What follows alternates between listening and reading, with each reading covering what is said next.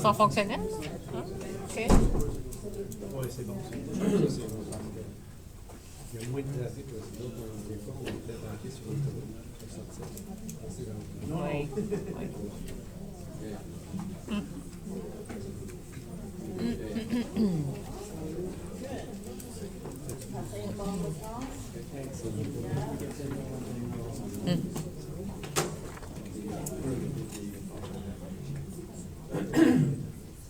Faut que tu fasses Ah, je comprends.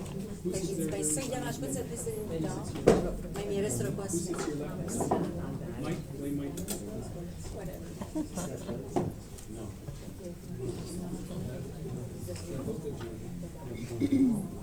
Don't blame me. Force us to lean back. Ah non, je viens à bord. Can we lean back?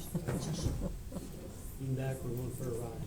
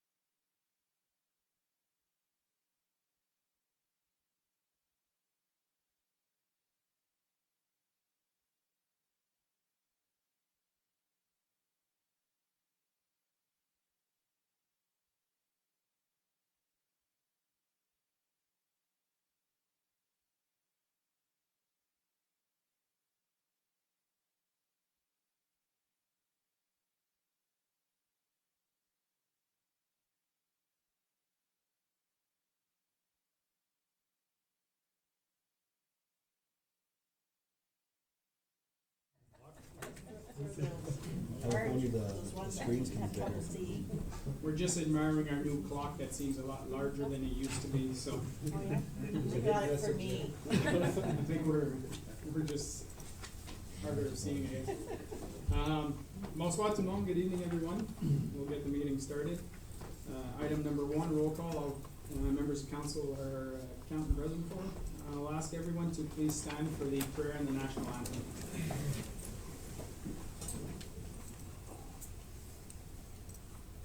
Attendu que le Canada est fondé sur des principes qui reconnaissent la suprématie de Dieu et la primauté du droit, prenons un moment de réflexion personnelle. Whereas Canada is founded upon principles that recognize the supremacy of God and the rule of law, let us take a moment of personal reflection.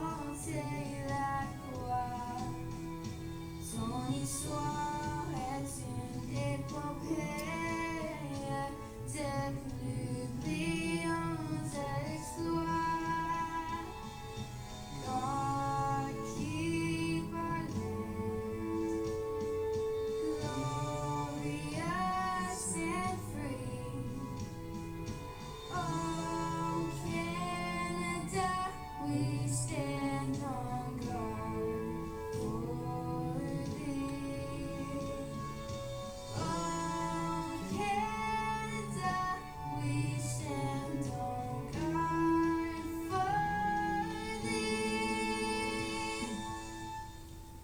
Merci beaucoup tout le monde. Thanks everybody.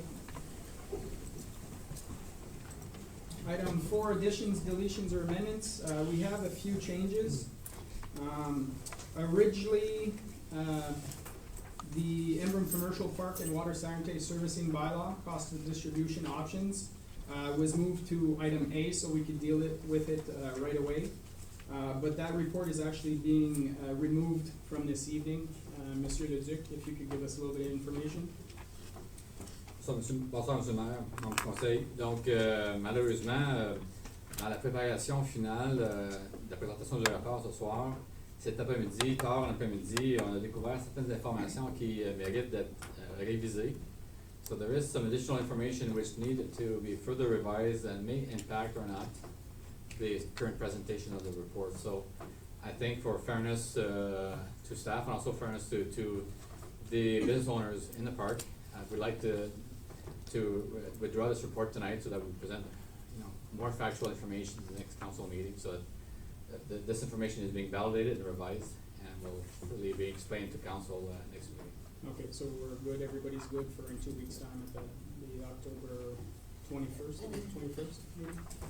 Okay, merci beaucoup. With that removal, also remove the bylaw 2019-144 that goes along with that. And we'll be moving item 11K,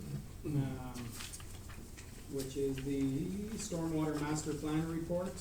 We have a consultant here, therefore we'll move that before item B to replace item A. So we'll be dealing with 11K at the first opportunity. So adoption of the agenda, motion to approve the agenda as amended. I need a mover and a seconder. Oh, sorry, was there anything to add? Yeah.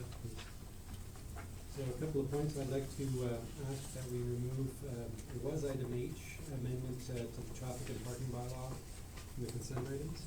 It's probably not H anymore, but. Oh, from the consent items, yes. Yeah, okay. And then I would also like to request, I know we got an amended agenda this afternoon, and I know sometimes we don't have a choice, but if there is anything that we can include in the agenda by Friday, could we not add it on Monday? Because I have no opportunity to look at it until now, the meeting, which puts me kind of at a disadvantage. So I think I had brought this up in the past. So again, if we can, and I know some changes like what just happened now with the commercial water park and so on, that's obviously inevitable, but anything like, for example, the Prescott Public Transit Report, I'm not sure if that came in or not, and I haven't had a chance to look at it. And so I'm limited with my other job. So I would suggest item O is on the agenda, Monsieur Leduc. Monsieur le maire, Monsieur le conseil, Mr. Tanowski, this contract was finalized late this afternoon. Yeah, that is. And I can go over the details. The issue with that report is that the majority of council are asked to review this by tonight or this week. So if I omit only in 2 weeks from now, the service might be launched. So that's why I need to present to council and at least go through in details. I can give you a lot of explanation in our report when we get there. So I would suggest we go through the report. If council feels that it should be deferred to 2 weeks' time, then we have the opportunity to put an amendment on the table to defer it to the next meeting. But let's see how complicated it is, or if we're lacking information, then we'll be able to do that. Thank you. Conseil Laurent? Yeah, I thought I'd also ask for an addition to the closed session. It's there. Item number 4. I only see 2 items. There's, Oh, okay, it wasn't highlighted, so I thought that was all part of number 2. No. Sorry, I didn't see 3 and 4, cause they're, who's in? Okay. No. okay. Cause 1, 2, and 5 are highlighted, so I thought everything Because underneath there's it no was part of it. title, so. Okay, my apologies. Anything else? No? So, mover and a seconder? Moved by Conseil Brisson, seconded by Councilor Townowski. All in favor? Carried. Disclosure of pecuniary interest? I see none. Item 7, adoption of minutes, regular council minutes of September 16, 2019. Motion to approve the following minutes as presented. Need a mover and a seconder? Moved by Councillor Saucier, second by Conseiller Lorrain. All those in favor? All those opposed? Carried. Item 8, presentations, we have none. Item 9, delegations. Delegation presented by Mr. Tim McNair on behalf of the owners in the commercial park to inform council on estimates and invoice of water and sewer project and request to recalculate according to original estimates. So I'll please ask Mr. McNair to please come up to the lectern and go ahead with the presentation.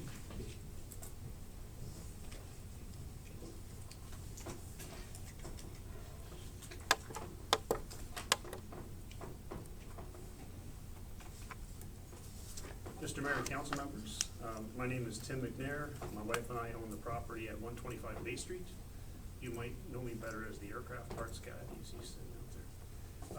I'm here to speak on behalf of the business park owners about the sewer and water project and the way the costs were distributed for the project. A number of the timeline issues are listed in the report to council FS 3519, which I know isn't going to be presented tonight, but I'm sure the updated version will have it. I just want to draw a couple items from the perspective of the property owners. In June 2017, the township hosted a meeting of the commercial park property owners. During this meeting, the township outlined plans to bring water and sewer services to the commercial park. This was generally viewed as a very good thing, although myself and I'm sure many other people were shocked at the cost, but things are expensive and we get that, it costs money. We all watched the work progress and heard very little from the township as work was underway, which definitely gave the impression that things were going more or less as planned. In July of 2019, property owners received invoices from the township that listed amounts due for the project. It also outlined various repayment options. The letters dated July 5th required that the decision be made by each property owner no later than July 31st.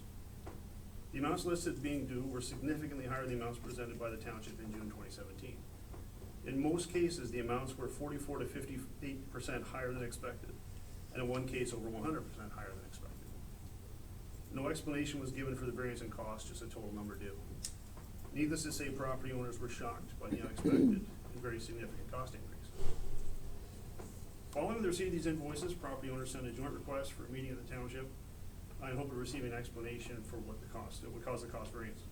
This meeting took place on August 29th of this year. I believe everyone understands that costs can go over, or projects can go over budget, changes happen. I think we get that, everybody gets that. The trouble is property owners were surprised and we had no discretion whatsoever in the matter. The part that's very difficult to understand is if the project came in at 7.49% above the June 2017 estimate, why are the property owners being required to pay 44 to 58% more than the June 2017 estimated numbers? It would appear that the property owners are being left with the cost increase for the project. Some owners, myself included, did agree to pay additional amounts for additional water and sewer services. In my case, I agreed to a total of $5,800 above the 2017 estimate, and I would still expect to pay that amount. I got extra hookups for a lot in case I want to sever a few in the future. We're here tonight to request the township applies the grant of $1.181 million for the entire project cost, both water and sewer, as was originally proposed in June 2017. This would mean the owner's share of costs would revert back to the original 2017 proposed amounts, plus any additional costs that were agreed to by each individual owner for additional services. In my case, at 125 Bay Street, this means I would be paying $74,966 plus $5,800 for additional services for a total of $80,765 rather than $115,027 that was invoiced out of July 2019. Thanks very much. Thank you very much. Monsieur Leduc, Monsieur Bourdon, you got all the that information. As I mentioned earlier, this will be discussed at the in 2 weeks' time, as staff will be reviewing some new information that's come and see how the, if any, impact, how that will move forward. And we'll have definitely more discussions at that point in time. Conseiller Brisson? Just one more mention is that to make sure that all the owners are aware for their bill, because I know we did receive an email that their bill will be postponed till the final decision, but I heard that there's some that didn't have that notice, so just making sure that Send out a reminder email? yeah. Okay. Thank you. Thank you. Move on to consent items. Motion that all items listed under consent items be received as presented. Item A, minutes of the Parks and Recreation and Culture Advisory Committee of August 26, 2019. Item B, minutes of the Township of Russell Public Library Board June 20th, 2019. Item C, minutes of the Accessibility Advisory Committee of May 22nd, 2019. And item D, minutes of the Police Village of Russell, August 8th, 2019. Need a mover and a seconder? Moved by Conseil Larin, second by Councillor Tarnowski. All those in favor? All those opposed? Carried. Item 11, reports from departments, councils, committee. We will move ahead with item K, Stormwater Master Plan, report ISSW 01-2019. The council receives report ISSW 01-2019 dated October 7, 2019. Monsieur Leduc, Monsieur Bourgon. Merci, Monsieur le maire. Donc, ce soir, on va vous présenter le titre des coûts pluviales qu'on a entrepris dans la municipalité au cours de la dernière année. This study was made possible because we received funding from FCM, and they were funding the study at 80%. Back then we hired WSP to conduct the study. So tonight we have Ben Wirt, who's was our lead and coordinator, if I can say, for that study.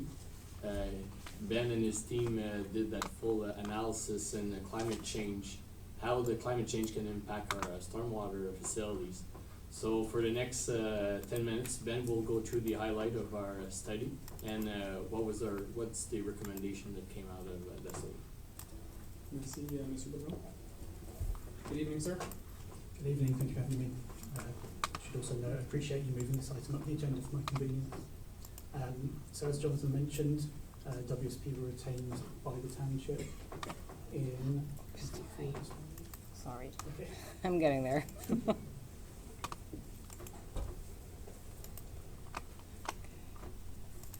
So I think funding came through from FCM as part of their climate innovation program to the tune of around $145,000. In April 2018, we were initiated to study. The final report took just over a year to complete, and we delivered the report to the township in July 2019. The study was known as a Stormwater Management Master Plan assignment. So the scope, as the bullet points up there suggest, was to try and develop a thorough understanding of the performance of the existing storm drainage and stormwater management systems in Russell and Embrun.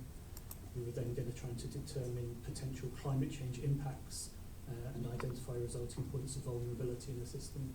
We were then going to test the effectiveness of some potential solutions at a conceptual level, and then develop a costed implementation schedule for the recommended works.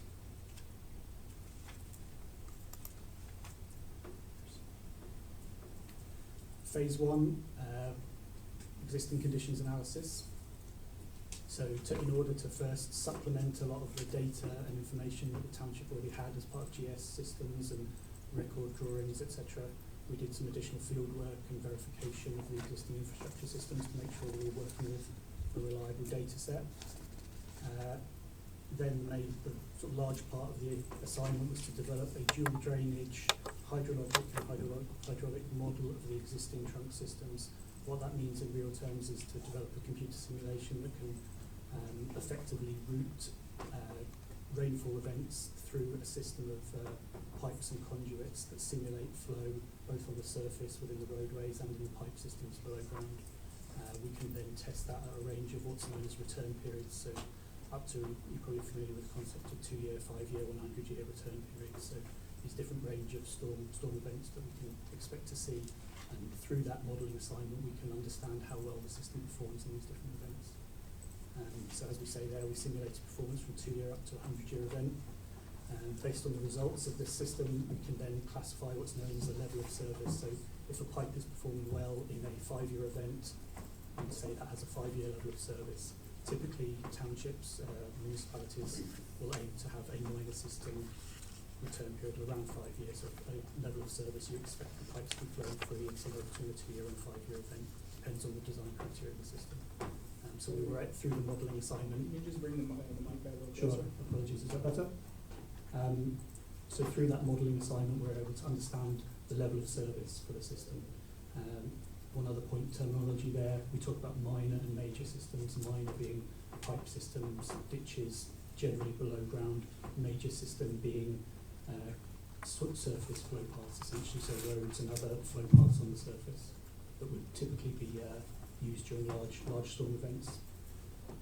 So yeah, the modelling assignment's the large part of this project. We also did other sort of supplementary analyses. We looked at the quality of the runoff coming from different catchment areas on an outfall by outfall basis to try and analyse where the natural river systems might be receiving more sediment loading or other pollutant loading than would be expected.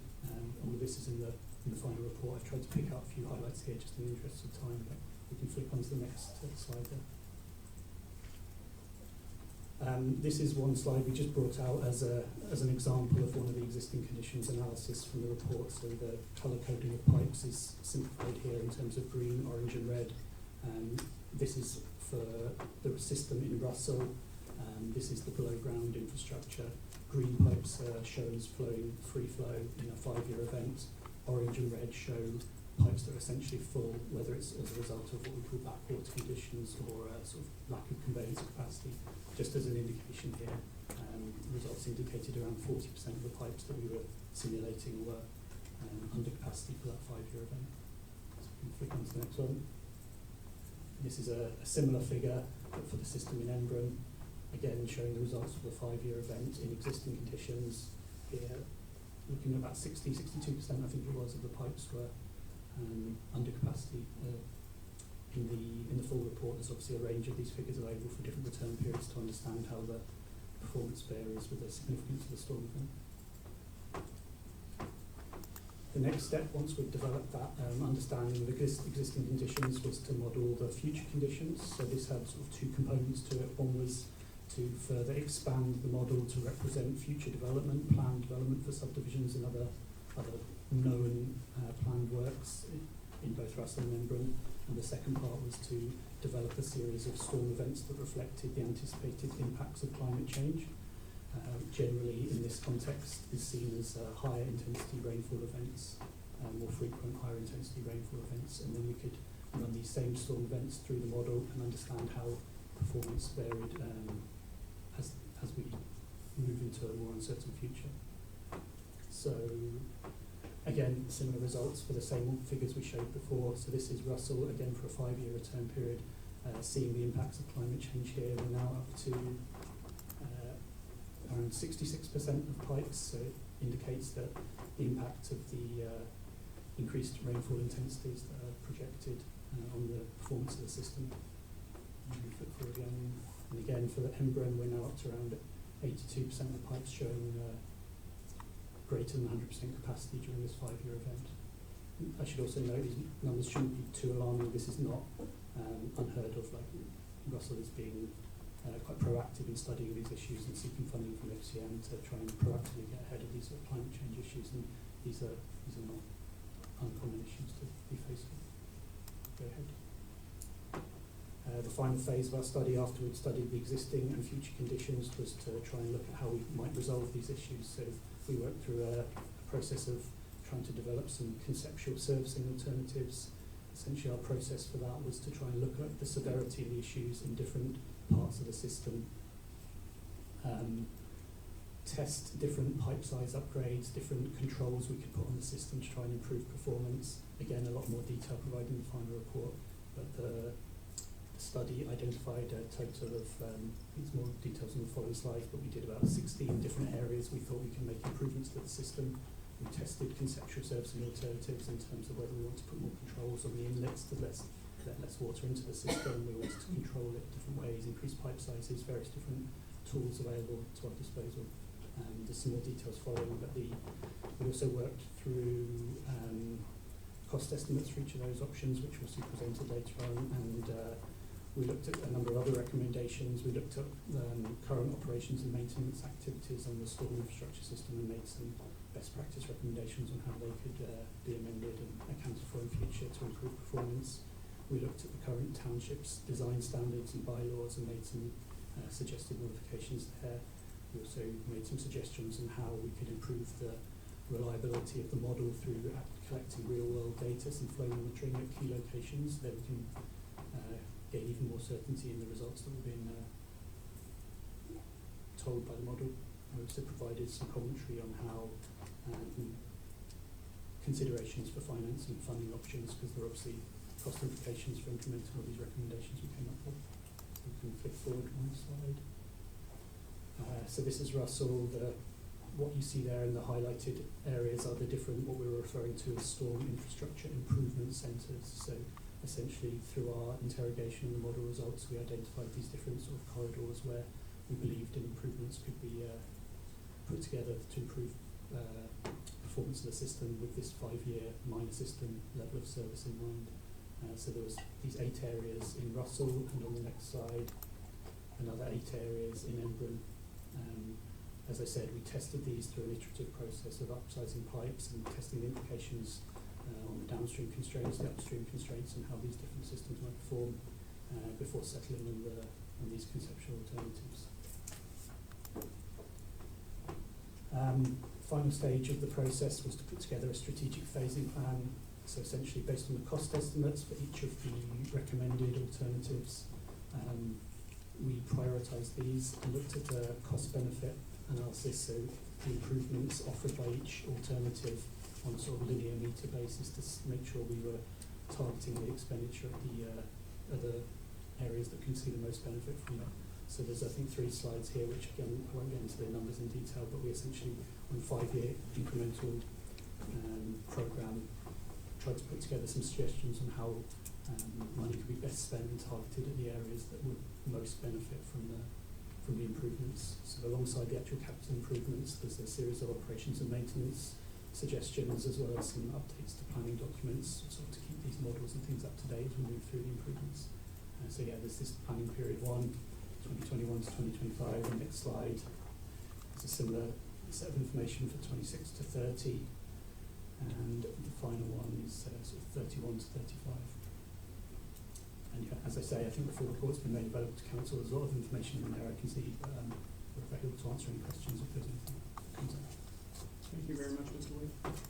Questions, comments, members of council? I see the very large amounts. Our finance department will have to work its magic in regards to those numbers. Conseil Pedestrian? I know it might be more to Mr. Bourdon, but just know, like, the storm water, does it go to the same as the sewage, or there's completely another system, or if there's part that goes in and... Mr. Bourdon? True, Mr. Mayor. So our storm system is completely independent from our sanitary sewer, so we don't have any combined sewer in the township. Everything's separate. Our storm sewer will outlet at different location along the Castor River. That's our receiving body, but it's gonna be like, it's several small systems that ultimately discharge into the river. But it's completely separate from our sanitary sewer. Other questions or comments? Anything to add, Monsieur Bourdon? Well, part of even next year's budget, there's already items that council will see that reflects that study that we've done. So we don't want to have we don't want that study to just be put on the shelf. So there's already recommendation or items that will be put in next year's budgets. Okay, merci beaucoup. Parfait. Thank you very much, sir. Move on to item B, zoning bylaw amendment report PD 99-2019, property owned by Melanie Construction Inc. and known as vacant land situated on the future Azure Street in Russell within the Sunflats subdivision. Questions, comments, members of council? Conseil Brisson? C'est juste pour clarifier, ça c'était des lots qui étaient désignés pour être des maisons unifamiliales, puis que là c'est des duplex. Monsieur Leduc, Madame Tremblay? Bonsoir, donc oui, c'est ça, c'est des maisons familiales qui maintenant deviennent des semi-détachées. Puis en général, toutes les autres semi-détachées, c'est 10 mètres, mais là, ils demandent seulement 9. Encore, Monsieur le maire, donc oui, le règlement de zonage demande 10 mètres par maison familiale, par semi-détachée. Mais là, il y a certains des terrains qui ne rencontrent pas le 10 mètres, donc on demande une réduction à travers la demande de changement de zonage. Puis c'est aussi pour changer de R1 à R2. C'est ça. C'est juste que je trouvais comme c'est déjà étroit, puis surtout si la recommandation est déjà 10 mètres, puis c'est déjà tout pour être rien de bâti. Je comprends qu'il va y avoir un duplex de moins si tu gardes 10 mètres, mais est-ce que ça justifie de perdre de l'espace comme de pouvoir mettre un autre duplex puis de sacrifier de 1 mètre à tous les duplex? Je ne sais pas qu'est-ce qu'il y avait eu en discussion au planning, mais c'est juste ça, je trouvais comme une raison pourquoi c'est 10 mètres les autres. Puis... Madame Tremblay? Je voudrais juste rassurer les membres du conseil que c'est pas la première fois qu'on fait une réduction de la sorte. On en a fait une sur Sainte-Marie il y a à peu près 1 mois.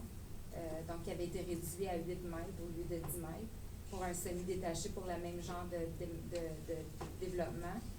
Donc, c'est pour ça que ces processus-là, on fait du cas par cas, puis celui-là, au comité de planning, les membres du comité avaient approuvé la recommandation du département. Juste aussi pour assurer que les autres dispositions du règlement de zonage sont rencontrées. Donc, c'est vraiment juste la façade qui n'est pas rencontrée, mais le modèle de la maison va faire que les marges de recul au niveau des lignes latérales, la marge de recul en arrière, puis la superficie totale du terrain va être rencontrée aussi. Donc, le modèle va refléter le fait que la façade est un peu moins grande que la normale. Mais les autres dispositions du règlement sont rencontrées. Merci. Conseiller Lorrain? And as we discussed at the planning committee meeting, had this item just come up on its own, rather than being one of the conditions of the, when we approved the plan, when we approved the plan change previously, they had to do this as one of the conditions. But had they not changed it and they came in with that, it would have been a minor variance and it would have been dealt with at the committee meeting anyway. Yeah, so Right. technically through Mr. Mayor again, Mr. Lorrain is right. Usually the frontage of a house to be reduced from 10 to 9, and it's not all of the lots, just to reassure members of council, it's only 3 lots on the entire road that are not meeting the 10 meter. Usually we would have done a minor variance, but because it's approved for singles and we need to change it to semis, that's why we integrated the reduction of the frontage into the zoning bylaw. But it could have been done as a minor variance as well. Okay. Merci. D'autres questions, commentaires? Quelque chose d'autre à ajouter? No? No. Okay, move on to the next item. Item C, removal of part lot control report PD 105-2019, properties owned by Tarn Homes Corporation and known as 10-12, 6-8, 2-4, 14, 16, 18, and 20 Duncanville Street in Russell. Questions, comments, members of council? No? Anything to add from the administration? No? Move on to item D, loan options, St. Joseph Bridge Rehabilitation, report FS 33-2019. The council receives report FS 33-2019 dated October 7, 2019, and approves the financing proposal from the lowest rate of Infrastructure Ontario, currently estimated at 2.58% for 20-year term, for a loan of $900,314.33 for the financing of the St. Joseph Bridge Rehabilitation. Questions, comments, members of council? Anything to add from the administration? No? Okay. Move on to the next item. Item E, 2020 first draft budget report FS 34-2019. Monsieur Leduc, Monsieur Godin. Merci, Monsieur le Maire. Bonsoir, chers membres du Conseil. So you each received your budget binder on your desk. I won't go into too much detail tonight regarding the budget. We're going to have some working sessions where we'll have a lot of interesting discussion on October 22nd and 23rd. Essentially, we're coming in with a budget with a 2% tax increase, which represents about $32 per tax bill for the residents on the municipal side. In the schedule, you'll find the usual taxation statistics, and we've also included a schedule with notable variances, just to explain our starting point and what we've done at a high level regarding the budget. So yeah, you'll see in there a lot of interesting projects and also some initiatives that we're continuing, such as the infrastructure fund strategy as well as the red complex funding. So I'll leave it at that, and if you have any questions, I'll be happy to answer, and if not, we'll speak on October 22nd. Okay. Just to clarify, this budget really reflects a maintaining of the current level of service that we operate at, but also includes some of the strategic plan directions that council has given. Is that correct, Mr. Goodell? That's correct. So the projects you'll see in the studies or the initiatives that we're presenting, we try to, the strategic plan that's adopted by council guides us to our decision, so we try to, as much as possible, to advance for those prerogatives. Okay, thank you very much. Questions from members of council? Conseil Larry? Just quickly on your summary sheet at the back of our stuff, just wanna make sure, so when we say other notable additional costs, and say payroll, 2% cost of living, does that mean that's a 2% increase across the board for all staff? Monsieur Godin? Yeah, Councilor Lawrence, so that's correct. So that's what we're proposing in this first draft. Thank you. Perfect, thank you very much. For members of council, just remember, I mean, budget's not rocket science. We know what staff is requesting. If we have any changes that we'd like to see in the budget, it's essentially where do we cut, or are we willing to increase taxes for added items that we're looking for? So just be ready for those 2 days to be as efficient as possible. Can I say that? Or not necessarily add, but alter items that are being done versus other ones that aren't included today. That's right. So if we're looking to make changes, then, you know, either we modify what's there, or we increase taxes, or we cut somewhere else.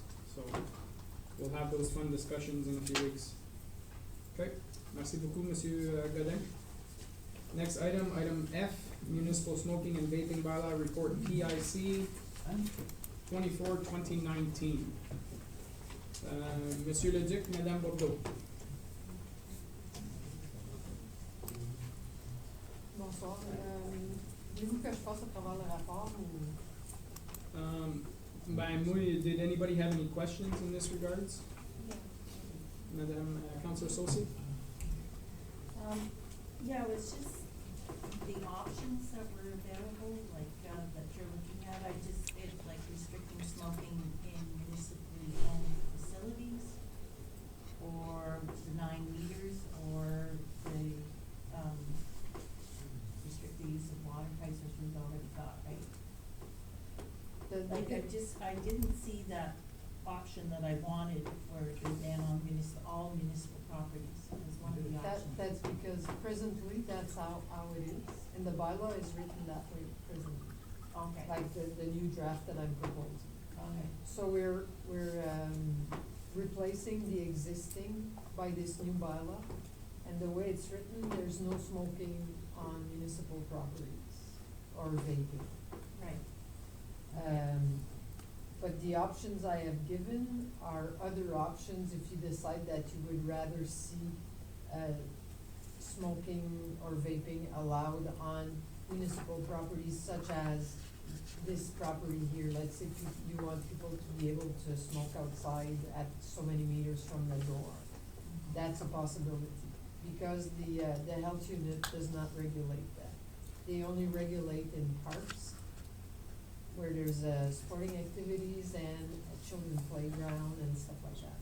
They don't regulate like this building or the buildings on Route 400 or the fire halls, or, so there's a possibility that we change.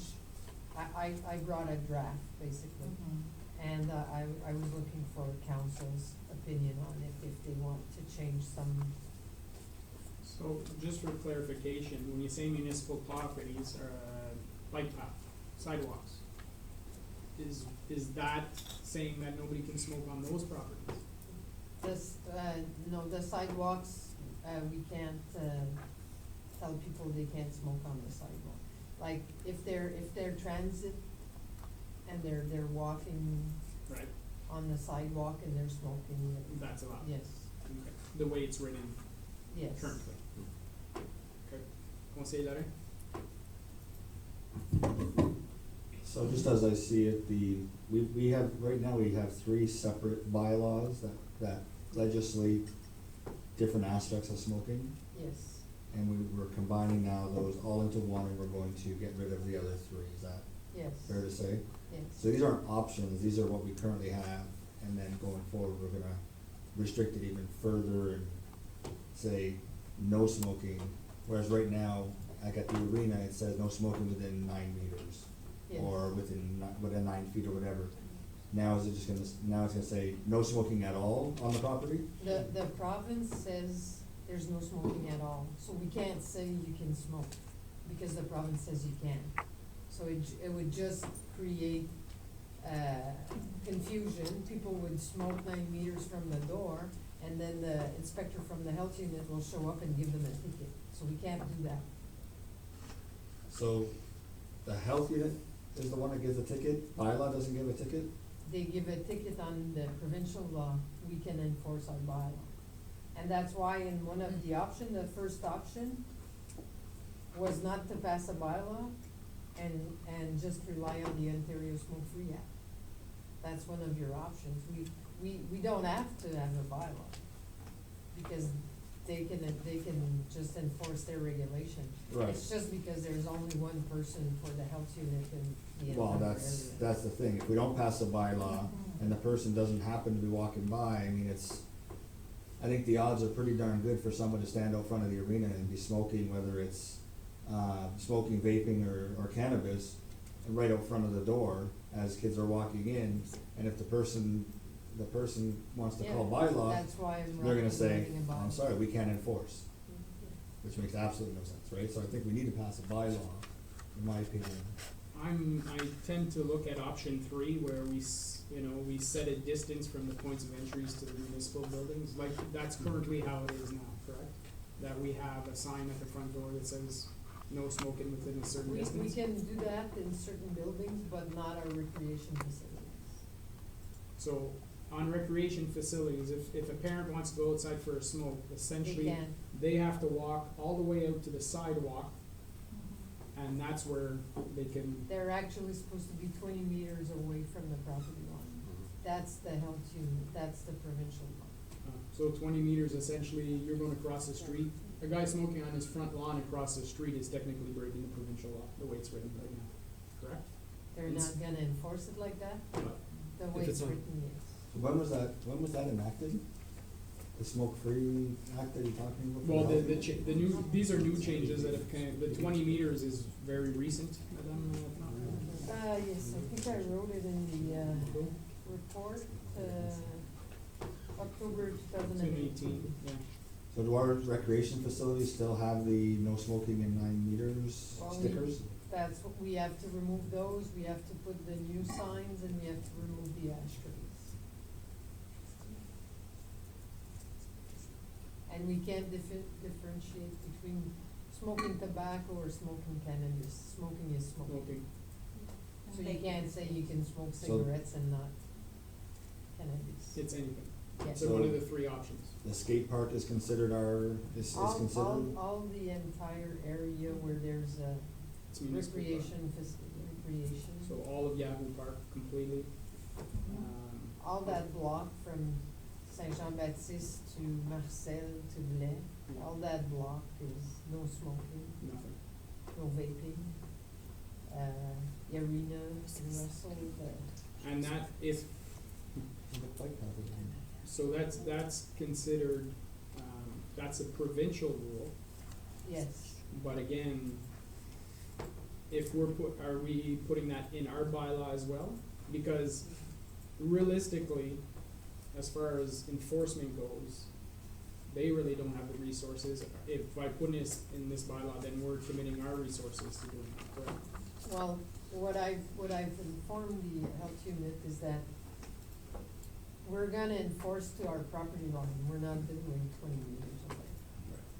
So if they come, they can do their 20 meters, but I'm not gonna go into that. So we're gonna enforce our bylaw and not their regulation. That's what associate can say that. Well, I'm in favor of just putting the bylaw in and having it on all municipal property. I just think it's clearer, because even as it is now with the 9 meters, everyone's smoking right in front of the door. So if it's, clear right across the board, I think it would be much easier to enforce. There wouldn't be this gray area. I don't know how many employees that smoke, in our facilities, so that means that they can't smoke. Employees will have to leave the facility to smoke. That's the one. The property. Yeah, leave the property side. Want to say that? So just remind me again, the bike path, The bike path is no smoking. Today, No, in the bylaw. so that'll be part of the bylaw, not the health unit, even though Yes. it's our property, Well, it's our property and it's And it's a- recreational.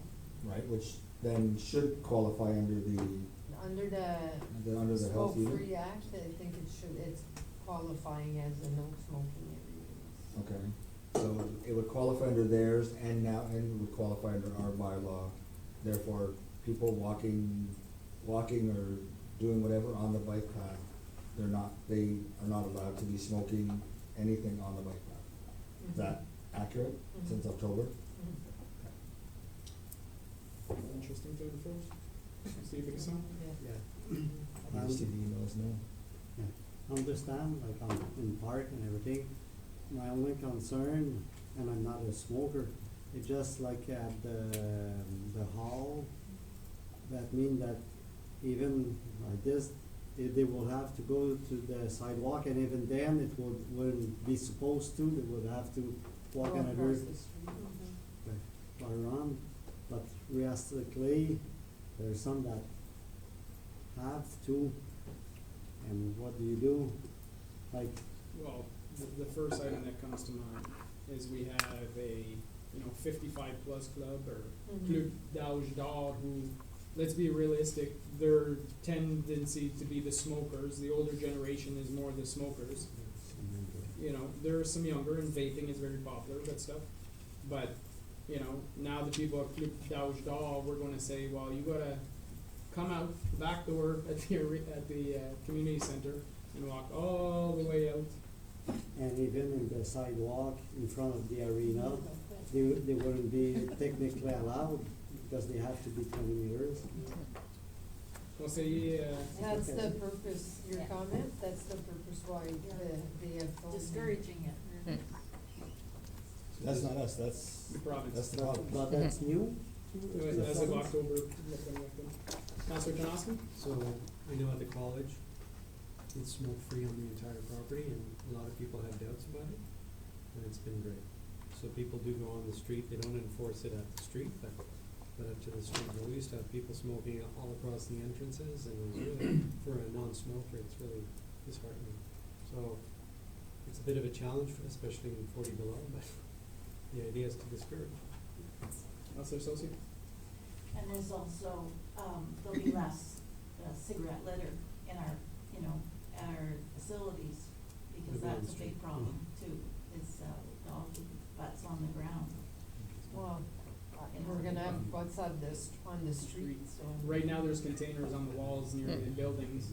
Now, we're not putting the containers on the Not street, used, though. so they're gonna be chucked. Yeah. Won't say that, eh? That's comments? So when the province passed this in October, or whatever, it came into effect, and now we're gonna put our bylaw into effect, who's responsible for signage? Like, are we responsible for our bylaw, but are they responsible for their bylaw? They provide us with some signs, Okay, but their sign says 20 meters. so we will put those up though, once We will. once we pass our bylaw? Yes. And Well, we're then- gonna put them up, they have to be up either way, if So- we pass the bylaw or not, they have to. be. Along the Essentially- bike path and at all of our recreation facilities and buildings and stuff? But Yes. it won't be at the building itself, it'll be at the entrance of the property. Yes. So somebody driving in will see a sign saying 20 meters smoke-free, but when they get close to the building, do we plan to have some kind of signage there as well? I think we're gonna After? make some signs ourselves, like the township will, and post them up saying Okay, thank you. they have to smoke off the property. Alright. Any other questions, comments? Could I get some of them? Good. So are we changing the bylaw or leaving it, or? Well, I think we wanna make sure that we have a municipal bylaw in place, so that we have some enforcement on our side of things.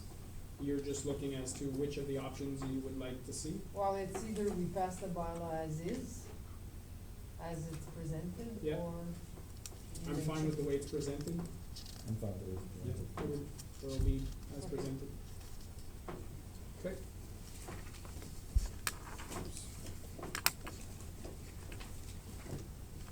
Now, item G, a noise bylaw amendment report PIC 26-2019. use of signage to discourage or prohibit the use of engine-assisted braking system within urban areas. Questions, comments, members, council? Conseil. I believe this was due to the request that I had made. Yes. You mentioned something about 9 signs being purchased, something to that effect. My question is just where would you be looking to put them? Because obviously I want to ensure one goes where, one goes in the subdivision that I was asking about. Well, But usually the signs are put on the main arteries coming into town. So basically, that's what we were, John and I, that's what we looked at, is the main arteries coming into town, not, so the truckers will see it coming into town, not to use their air brakes while they're in the. I wholeheartedly agree, as someone who used to live on Stiver Street and coming down South Russell Road, you'd hear them coming right down the back, and I had people complaining to me back then. But because this was specific to a subdivision with all the construction vehicles, is there a way to put at least one in that subdivision that had the request? I don't suggest that for the reason that if we start putting them in subdivision, then where does it stop? So as you put them in, driving into town, then it's simple, it's driving into town, you see it, it's like winter parking. It applies to all the streets, but the signs are, when you drive in, you see it. You don't wanna start plastering all your streets and your subdivisions with signs. So keeping them on the main arteries driving in, then the drivers see them. That's the idea behind it. Is there a way to get a memo out to all of the builders in the municipality, to let them know to pass it on to their subcontractors? Well, I can ask building to help us, and we can advise contractors and truckers, and, cause we check for truck routes, so we can talk to them about it too, so. So there will be a communication campaign And to we'll get put rid it of on, like I said, that we usually put it on our website, Facebook, Right, but a trucker coming in who's working for XYZ company and is only coming into the town once or twice ever, isn't necessarily gonna go to our website or anything like Yeah. that to see whether or not they can use their air brakes. They're gonna come in and they're gonna plead ignorance, and they're gonna drive right up to the stop, use the air brakes, and then go on, right? So that's where I wanna make sure that, you know, we've got someone who's made a complaint, who's at a stop sign, who lives in a construction zone, and in fact, all those construction vehicles now should have actually gone around the other way anyway, because there's no construction in that area, yet everyone still uses it because it's the main street of the subdivision. It's your crossing that cuts right through. So everyone's coming in that way and stopping right at Southern Lane. So that's where the complaint came from originally. So, like you said, it's not a main artery of the municipality, but it's a main artery of that subdivision. So I just wanna make sure that we're getting the word out, and if we start by putting it out like that, but at least working with our development community, then I'll be okay. But if it continues on through the winter and into the spring again at the same spot, then I'm gonna ask that we put a sign at that location. Thank you. D'autres questions, commentaires? Non, merci beaucoup, Madame Bourdeau. Next item H, amendment to the traffic and parking bylaw report PIC 30/2019. Add a no parking area on the west side of Dion Street between Notre Dame Street and east of Laneway 71 at Dion Street in Emmer. Questions, comments, members of council? Conseiller Tarnowski? So this is the one I asked to put aside. I just wanted to ask if there's any other way than to put the no parking, because we seem to be, I know last council meeting, we talked about a no parking, which was actually already no parking by that business. But every time I find that we reduce access to small businesses, we impede on the success of those businesses. So is there any other alternative than to remove the ability for people to park there? The excuse about people parking on grass, I think most of our streets don't have sidewalks, so that happens everywhere. But can we put it as a one-way instead? You know, to address the issue of the site and some process. I just hate that we're gonna remove a bunch of parking there for a business that's doing well and not supporting that business in that sense. Thank you, Councillor Tomasky. Correct me if I'm wrong, the streetscape master plan did have a concept plan exactly for that intersection. That might alleviate some of that problem, Madame Tremblay. Oui, dans le Streetscape Master Plan, c'est une intersection qu'on avait déjà demandé d'être revue. Puis une des options, c'était de justement donner plus d'espace vert pour justement profiter de la terrasse. Puis il y avait eu l'option de regarder que ça devienne un one-way street. This is something that was brought up as in the Streetscape Master Plan.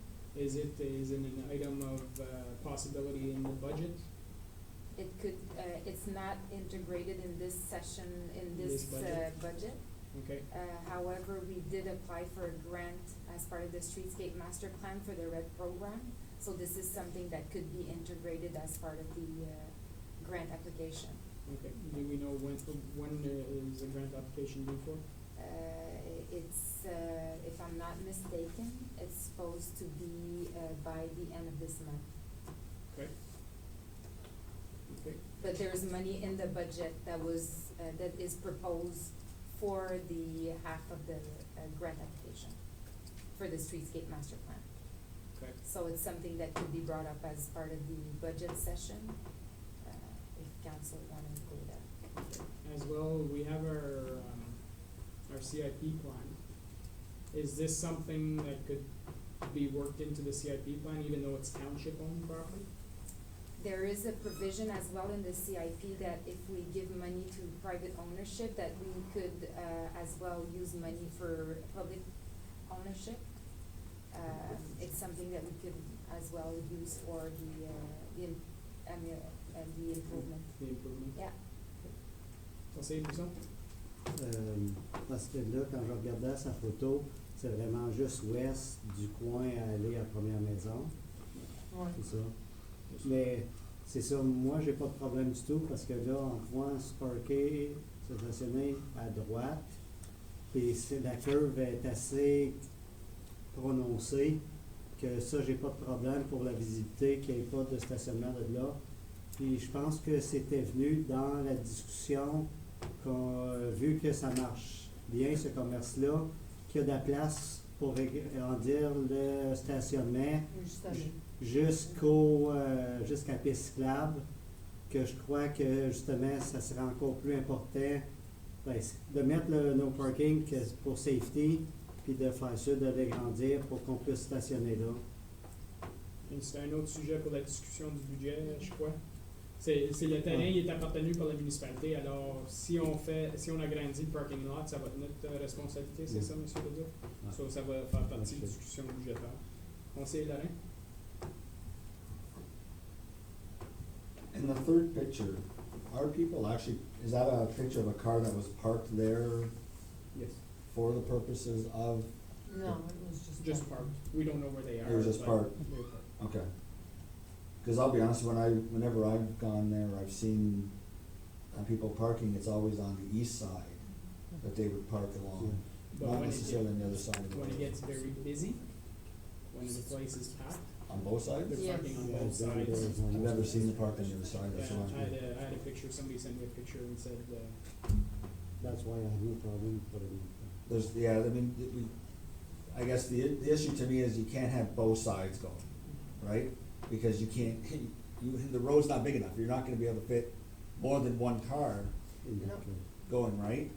That's the thing, like I've been there when they park on both sides and you come around the bend and you're in the middle of the road and then somebody's coming the opposite direction. You So- have to pull in almost into the parking lot. So from a safety perspective, is the recommendation to restrict that area for that first house, I guess it is? the red line. The red line? Yes. It Yeah. could be a temporary solution until we look at other options, just so nothing happens in the meantime, because it's been brought to our attention a few times now, so. Yeah, and that's, realistically, that's, we always talk about liability, we know there's an issue there, something happens, then we'll be, council knew about it, township knew about it, and didn't do anything about it. I mean, what would that area fit? 6 cars? Well, realistically, you might have one here, 2, 3, 4. You have 1.5 from each driveway, that you have to, you're supposed to leave, which is not done, but, and there's nothing up to the corner, there's no space, so it's basically only where the grass is, in the but curve. there's not. So we're talking four cars maybe? Yeah. I mean, for 4 cars, I think I can Err on the side of safety. err on the side of safety on this one. We're okay with that, everybody? Okay. That'll be voted on separately. Item I, Road Condition Assessment Report, ISPW 12-2019. The council received report ISPW 12-2019 dated October 7, 2019. Monsieur Leduc, Monsieur Bourgon, large document. Monsieur Sullivan. Yeah, so it's a extensive study that was done this summer by our consultant to reevaluate all the road condition in the township. The proposed plan, the 5-year and 10-year plan, reflects the type of asset management replacement strategy that the administration wanna put forward. So basically, it's to invest to maintain your road at the level they are now. So invest $1 now instead of wait and invest $4 down the road. So that's a little bit of the approach. As an example, a road that's been paved in the last 4 or 5 years, you'll do crack sealing now. Then after a little while, you'll do like a resurfacing. So you won't do like those big reconstruction of roads like we're currently doing. So it's to change the approach and to maintain our road network as a specific level. I know it's a big document, and that's why the recommendation is on the council to receive. So that way, council can have the time to review that study. The budget, our first draft budget reflects that study, so that our the paving plan for next year, it's reflected in this study. You'll find in Appendix H of that report, that's where member of council will be able to find every road segment and for the next 10 years. The executive summary resumed the type of strategy that we're looking for. Debbie, c'est pas la page 144 de l'agenda.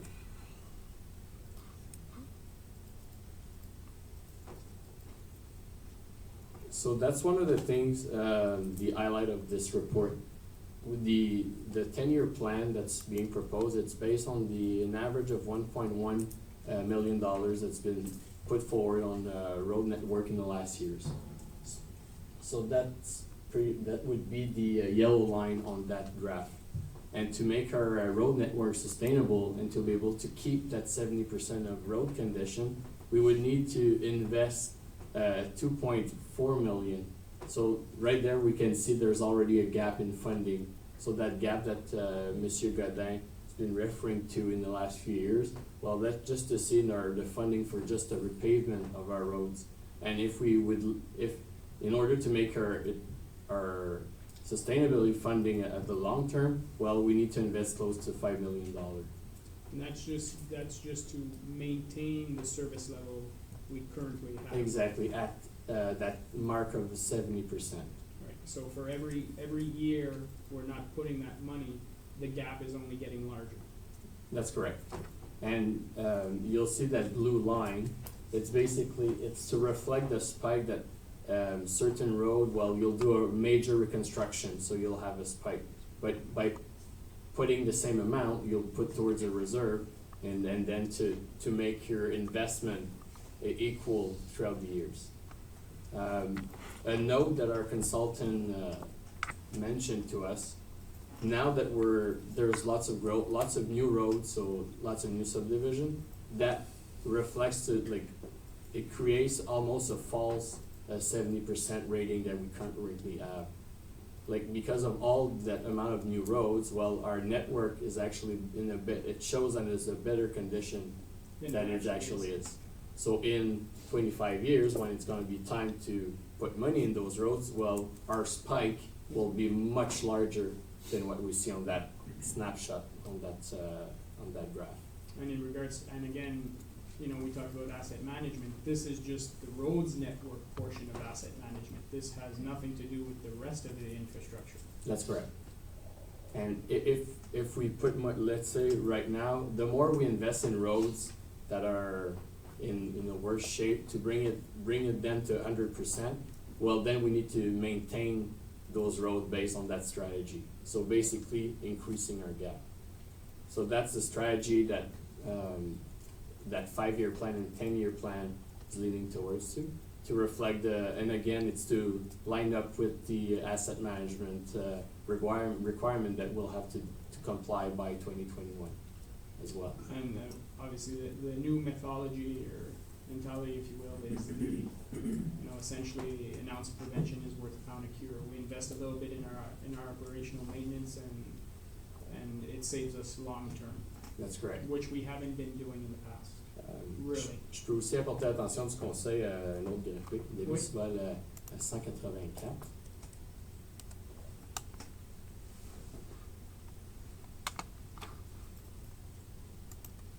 Donc ça, c'est la courbe qui est souvent référée lorsqu'on parle d'asset management, puisque je mentionnais plus tôt, investir $1 plus tôt dans le life cycle du chemin que plutôt que d'attendre à la fin. Puis, si tu vas juste un petit peu plus bas. So that's it, and that graph is to show the type of action that you'll do to maintain your road network, and then to expand the lifespan of those road segments. Questions from members of council at this point in time? Monsieur Bourgon, quelque chose d'autre à ajouter?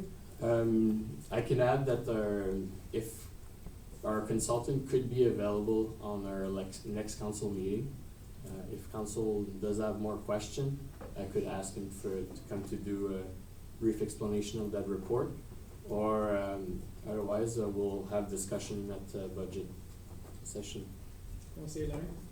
For Appendix H, is there somewhere where you can outline to council in an email what the INP cost definitions are for CRK, GRR2, R1, R2, micro, and so on and so forth? Because I don't see a legend anywhere unless you can point me to one. I don't understand what that means. It's part of the report, but to make it easy, I can certainly prepare an email with those type of improvement or action. And part of our of the draft of 2020, those actions are regrouped as well. Like the CRK that's crack sealing, but I can certainly refer to the description of all action. Because when somebody asks me, when is my road gonna get done, and you see their road name 5 different times in here for the same section, I don't know what each treatment means, so it'd be greatly appreciated. Little cheat sheet, if you will, for members of council. Conseiller Tarnowski? Merci. Monsieur Bourgon, juste une question pour confirmer que je comprends bien. Est-ce que dans le budget en ce moment qui est présenté, on tient compte du fonds de garde? Est-ce qu'on a tenu compte de ça, puis déjà dans le budget? Présentement, dans le budget, là, c'est environ le 1,1 million dont on parle qui est reflété dans le premier. So we haven't tried to shrink the gap at this point in time. Okay. D'autres questions, commentaires? No? We'll move on to the next item, J, feasibility study, snow facility report ISPW 14-2019. The council receives report ISPW 14-2019 dated October 7, 2019. And the council grants an exemption as per section 47 of the purchasing policy 2019-05 to allow a sole source contract under section 22A3. And the council directs the administration to proceed with the planning study using TMIG as a consultant. Questions, comments, members of council? Councillor Tarnowski, Conseiller Larrain? So I have no issue in selecting TMIG. I'm just not, like in the documentation that was given to us, it wasn't clear for me what the argument was for sole sourcing. So if I could just get that cleared up, I'd be happy. Monsieur Leduc, Monsieur Bourgon? Merci, Monsieur le maire. Donc, cette firme-là nous a aidé à préparer l'application de financement que nous avons reçu de FCM. Okay. Puis aussi l'équipe d'ingénieurs qui qui est proposé pour ce projet-là ont déjà travaillé à faire la conception et la construction de d'autres établissements là, de ce genre en Ontario. Donc, c'est de cette façon qu'on est venu à les contacter initialement pour préparer l'application. Donc, c'est pour cette raison qu'on fait cette demande au conseil. Conseil Finance? Ben, juste une élaboration. Alors, je comprends, ça a beaucoup de sens, ce que vous dites, mais est-ce qu'il y a un coût à avoir une autre soumission à ce niveau-là pour suivre le règlement? Je comprends qu'eux autres vont en savoir beaucoup plus sur le projet comme tel, mais en même temps, à cause qu'ils savent beaucoup plus, il me semble que ça serait une bonne idée quand même d'avoir une deuxième opinion. Monsieur Leduc, Monsieur Bourgeois? On a été de l'avant leur demander une soumission là, pour le projet. Puis c'était notre approche d'être plus efficace dans le fond. Puis de juste pouvoir faire avancer le projet. Là. Un petit peu plus vite. Mais Ouais. c'est le processus, si on allait en soumission, comment loin qu'on pousse le 30 jours, 60 jours pour Il faudrait juste vérifier là, avec dans un modèle de RFP, mais ce sera environ, là, je pense que ce sera une vingtaine de jours d'affichage. Puis ensuite, de revenir au conseil là, par la suite. Quelque chose à ajouter, M. Leduc?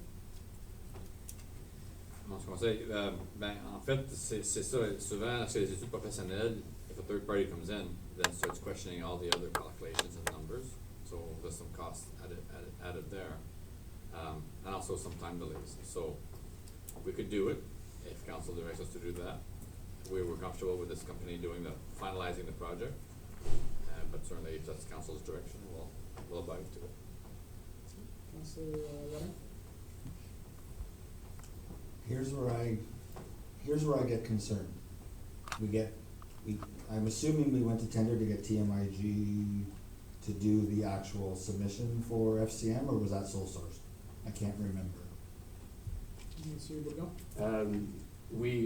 With the little research that we did, and we've got their info from another municipality that used them to do a similar work, so that's how we reached out to them at that point to prepare the application. And how much was the cost for that?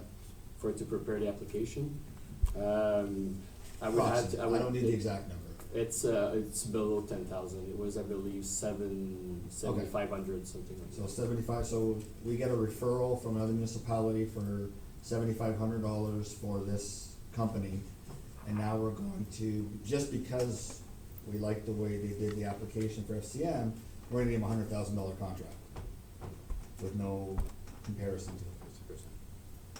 right? Yeah, 50%. So- We get a grant for 50%, but yes. They're getting a $100,000 contract is what I'm saying. We're not paying the 100, but they're getting a $100,000 contract plus the $7,500 through a referral. I can't sit here and I can't like that. I don't like that. I've never liked sole source. I understand in certain circumstances it's necessary. I don't believe this is one of those circumstances where it is necessary. Therefore, I can't realistically or logistically sit here and say, yes, I'm comfortable with it. I'm gonna ask that this item be taken out of the consent item, so it can be voted on separately, please. Okay. And nothing against the work of TMIG. They may come in as the best option, but to me, we gotta go to tender on that. At least it's $100,000. Okay. D'autres questions? Conseiller Brisson? C'est juste un commentaire que peut-être qu'on peut avoir juste une mention qu'on ne prend pas nécessairement le moins dispendieux non plus. Because if there's not much difference between another one and this one, we might have the consideration of taking this one because they have the info. But I don't have any problem going to tender neither because I don't know how many companies are doing this, but giving the chance to others to see at least the price of the others, it's a good idea. Okay. Conseiller Brisson, Laurent? Monsieur Leduc, I don't believe that when we put out RFPs that there's anything in there that states we must take the lowest bid or we must choose based on a certain criteria. It's always left up to council to make a decision as to who we choose, is that accurate? Yeah, my recollection is that, I think we have that line that says not necessarily the lowest bidder is being retained. So, again, you have to come up with the right justification for it though, because if not, then we are risking liability claim, I guess, from whoever feels should be getting the contract, but. Yeah. Okay. And you also put the risk out there that they might still be the lowest bidder, but it might be more expensive than the quote they're giving us now as well. Absolutely. Mr. Bogo? I just wanna add, if we go by an RFP process, so it's a proposal, so the proposal, the experience of the firm, staff, there's actually point. So if they don't meet an X amount of point, we don't open the financial envelope. So it's being rated on both, and that's how the report will be brought forward to council at that time. Conseil Brisson? L'autre chose, prendre en considération, quand je voyais le rapport, je sais qu'il avait suggéré, à côté, en descendant là, du parc à chiens, c'est juste voir aussi si on considérait d'où qu'il y a la shed à sel, parce que je sais que là, c'est dessus notre propriété aussi, c'est proche de la rivière, mais que l'autre, autrement, il faut tout refaire le chemin parce que la condition du chemin de là est vraiment très piteuse. Monsieur Bourgon?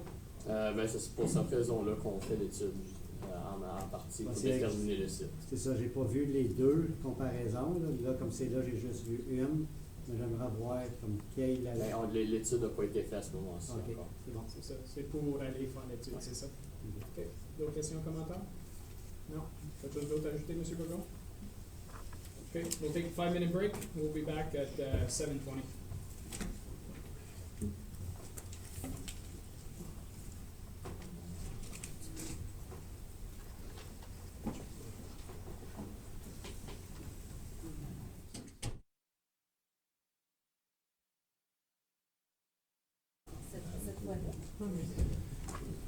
We're back on? Yep. Welcome back, everyone. We'll move on to item L, notice of motion for report ISWAT WW06-2019.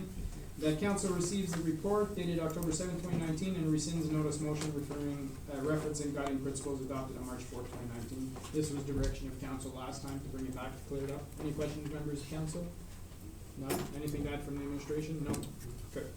Move on. Item M, Community Grants Report PR 30-2019. The council receives report PR 30-2019 dated October 7, 2019 and approves the following department's recommendations for community grants donation 2019 to the following groups. 1 to Valdez, 2 to Russell Minor Hockey Association, 3 to Valdez as well. According to community grants contribution guidelines, the above requests meet our requirements for funding. Questions, comments, members of council? Anything to add from the administration? Just throwing this out here in regards to members of council. I think when they meet the approval of the policy we have in place, I would suggest that it just gets approved at the staff level. It meets the policy. Is there any reason that it comes to council? I mean, if it's something that doesn't mean the recommendation that we should be dealing with, it would come to council, but, you know, this could just be done in an email saying, these are the ones that got approved this month because they met the requirements. Conseil Brisson? Personally, I like it it doesn't take long, and I like that the public can see it too, and that we can see and we can discuss, because sometimes they might meet, but we have some question on it, or thing like that. So personally, I prefer to leave it as it is. Good, perfect. I just thinking, you know, we sometimes get too much into the weeds for no reason. Conseil Larrain? Today is October 7th. Mm-hmm. We agree again. Not just out of point. Mark it on the calendar. Mark it on the calendar. Long way around to say it. I had a long day.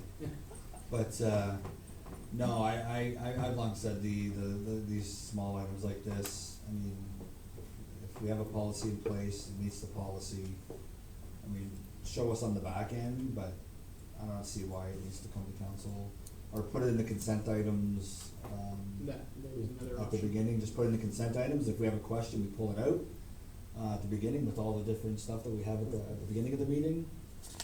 Show it there that you've approved all these ones, and bring to us the ones that either are outside of policy or that you're gonna decline, and bring those ones to us, but the ones that are listed there, especially the ones that are Pre-approved. pre-approved in the budget, I don't see a need for us to have a report like this.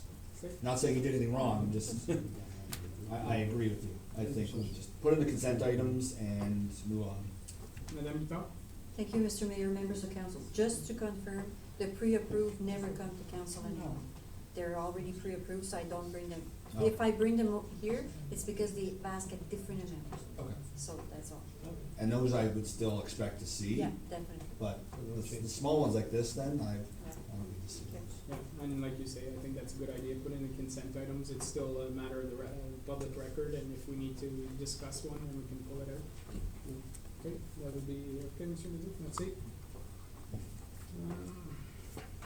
Next item, and update on the arena canteens, report PR 31/2019. We've all seen the report, we have, 2 different companies that are willing to step up. The recommendation is to rent it for $150 per month from October 1st to April 30th. Any questions from members of council on this one? Conseiller Tarnowski? Actually, I'm really happy that we're not gonna be losing money on that this year. It would be nice to make more, but this is great. Congratulations on that. I was just wondering, what is the process that we have when, and I'm sure we do have a process because we've had outside vendors, but just from a liability perspective, because we're serving food, what's the requirement of them meeting all the regulations, health regulations and so on? Monsieur Leduc, Madame Bitard? Thank you, Mr. Member, members of council. Well, first of all, we do ask a certificate of insurance, and the township is added as an additional insured for $5 million. And because they're vendors for food, they have to make sure, and both of them are already in business of food handling, so they already have their certification from the health office. Conseiller Larrey? Did they show any concern at all, and I might ask the question about these as well, about the existing machines that are in the facilities as being taken away from their business now that they're private business? Whether or not they're okay with the machines being in there. I mean, I can tell you, when I'm in the arenas, and I'm in the 2 arenas, and Member Russell a lot these days, that they're either not functioning, or when you pull out a pop, it's expired for months. I get very frustrated when I see that. So who's managing them? Who's managing the current existing machines? Is it us? Is it a company? Cause I mean, I see one of our staff opening the pop machine the one day, which if it's not ours, why are we doing that? Monsieur Leduc, Madame Bitard? Thank you, Mr. Members of council. So for the pop machines, it's us, but the machines are not ours. It's through a contract with Pepsi. And the candy machine, basically chips and all that good stuff, that's under a private company. So we'll be looking into that in the next few days.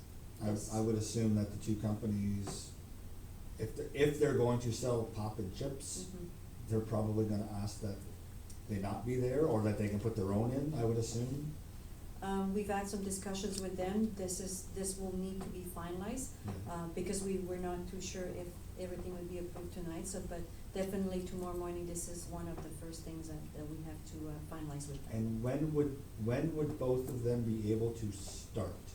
Well, we reconfirmed today, and they're ready to go. That's what they told us, so hopefully maybe by this weekend or the latest the weekend after, which is good news because we were. It's the holiday weekend anyway, right? There's not many things that are going on this but weekend, so. Yeah, if they wanna install their stuff and get ready for the week after, that's perfect. We will let them in for sure, because both canteens were ready to welcome the new business, so. Okay.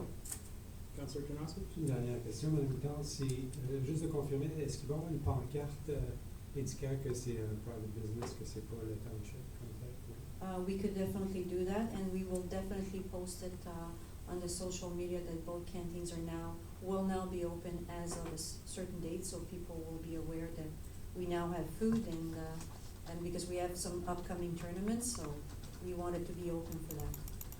Do we know the schedule in regard? We're talking the same schedule we had before, the 7 days a week. with the same kind of hours. So this is the discussion we had preliminary with them, so. Conseil Barrett? Mr. Leduc, I don't know, Madame Guitar, I don't know whether or not, we need to post it somewhere or not, but what will be the escalation process should somebody have a concern regarding the private business? Do they go to the rink attendants? Do they contact, the arena managers? Do they contact you? Do they contact Jean? Do they contact, like, just because it's a private business and it hasn't been done before in the arenas? Health unit? No, I would think that we could do the same as we were doing at the Dome, Yeah. because it was a private business there, so if they had concerns, they went to the recreation coordinator that was sitting in the arena, so definitely they could go, to the operator that is always on duty during the day, or even daytime, we have the operation manager who sits upstairs, so if they have serious concerns, definitely they can, relay the questions or the concerns to us. I just don't want the people who might have a concern or to share a great experience, we'll say as well, because I don't want to just say it's only one negative, but that the people know how to do that, because nothing frustrates people more than getting a voicemail then getting a phone call back and the person says, oh man, at their private business, we don't deal with them. So just making sure that we're, you know, before it happens, that we're prepared. Yeah, maybe what we could do also is maybe, put some kind of a little comment on the social media with the announcement that we have some new people coming in. Yeah. Perfect, thank you very much. Any other questions? No? Oh, Conseil Barrett? can you let the minor sports associations know right away that they'll Tomorrow be morning. up and running? Yeah, So that they can yeah. avoid some other stuff that I think they were already planning for their tournaments in case Okay. it wasn't open? Yes. Thank you. Perfect, thank you. Next item O, the intermunicipal transport pilot project for Prescott and Russell Partnership Agreement, report CAO 12/2019. Council receives the report and that the council confirms its acceptance of the terms and conditions stipulated in intermunicipal transport pilot project for Prescott and Russell agreement, and consequently that the mayor and the clerk be authorized to sign the agreement. Monsieur Leduc. Madame du conseil, donc je pense que par rapport à la question du conseil Darnowski, c'est par rapport à cette entente-là. So you have report CO 12 in front of you.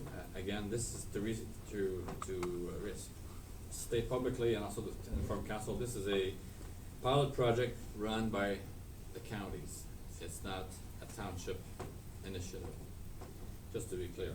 And we're not partners in this project, in the sense that we have, Yeah, so the issue that took time to resolve was about the location of the bus stops. Initially, the proposed contract had us determine stops, locations. And from discussing with our insurance broker, when we, or if we were to decide with the location of the bus stop, then we would expose ourselves to liability if ever there's an accident and some people are disputing where the bus stop took place or is located. So I pushed hard to get that thing resolved, and the contract in front of you does now reflect that that's a complete UCPR responsibility, although they will ask us for our suggestions sometime for considerations only. So therefore, if anybody challenges us regarding the bus locations, I think we are now able to say it's not our responsibility. However, in that contract, and the counties are looking for the township to offer the maintenance of these bus stops. So initially, it'd be a matter of installing any signs that are required. A lot of the stoppages are already somewhere where we have some signs, but there's some more to be added. They will furnish the equipment and the signs themselves, but they asked us to install them. And then they're asking us to maintain those stoppages, so those bus locations, bus stops. So the issue with that was, initially they want us to remove snow and remove ice. And I said to them, I can remove snow, but I just can't guarantee I'm removing ice. So there was a negotiation there that's only limited to salting and ice removal and snow removal on municipal properties. Because the contract in Appendix A, you will see there, the 14 stops that are being suggested throughout the township. So the counties made they made a survey back in early of the beginning of the year. I've attached the survey results there. Again, they issued an RFP back in August, and they had 4 companies bid on their tender, and the contract was awarded to the Duke West Line starting fall 2019 to March 2023. So it's a job here. They received about $2 million from the province to fund this project. And all they're asking us is also to provide assistance with bus ticket sales. These will be done here on our property. Would be done through the reception area. They're going to find themselves some other local distributors within the communities. And they also want us to promote the network on either on our website or on a point of sale pamphlets or information. So that's kind of the limitations as to what's asked from us regarding this project. Obviously, I've spoken to our legal advisor, I've spoken to our insurance broker, I've spoken to Mrs. Tremblay and Mr. Bourgon regarding some issues about that. We've exchanged with the counties our concerns, and the contract that's presented to you, it does reflect that those discussions. Now, obviously, council needs to know that if we're maintaining, we're exposing ourselves to liability regarding maintenance. And that means that for any claim that's brought against council, that we have a deductible of $20,000 on any claim. So if ever there was a claim from somebody regarding maintenance and somebody fell and slipped or whatever, if there was a claim presented then and found responsible, we'd have to finance or pay the $20,000 deductible that would need to be paid on that particular claim. So again, it's not planned for in the budget. Same thing as if the same thing happens if we had that on our own transit system. But that's something I want to let council know. That's one of our responsibilities if we accept taking on the maintenance issue. The other thing we're concerned with, and it's particular to us because we're the only township now that has our own public transit, and the issue we've got with that is that will there be confusion created by two similar named transit systems? It's PR Transpo, or Russell Transpo, and Russell Transpo. So will a new resident easily understand this? There's an upper tier and lower tier responsibility here. That's one thing. Who will manage, will there be confusion? Who will manage the riders to understand where to call if there's an issue about when is it passing, where do I get where can I buy a ticket? I want to complain about lateness or whatever else, about cleanliness of the buses or whatever else. We'll only be forwarding them to the county office. So will there be some people not happy with that? Sorry, it's not our transit. You go and call the counties. We're just letting you know that we'll be tracking those closely and reporting to council any issues that come up. Obviously, council can always decide to remove itself from the contract. We just need to provide them 2 months' notice. If that's happening, then we're allowed to remove ourselves from the pilot project. So that's basically a few lines that you see in the contract. As they amended to our satisfaction, then I recommend the council to have the mayor and the clerk sign the proposed agreement. Merci, Monsieur Ledoux. Questions, members of council? Conseiller Tarnowski? Just a question, the liability issue that you raise, we currently have that same liability issues within our stops with our own, right? So what's the difference in terms of risk? And how do we mitigate that risk currently versus what we're being asked here? Well, they have more stops, so there's more possibilities. Now, will there be as many riders? That's to see. Obviously, infrastructure told me that there's a majority of sites that we already cleaned, for example, the rec complex, the sports dome, the Marionville Community Center, the arenas, they already have existing bus stops. Those areas are already taken care of.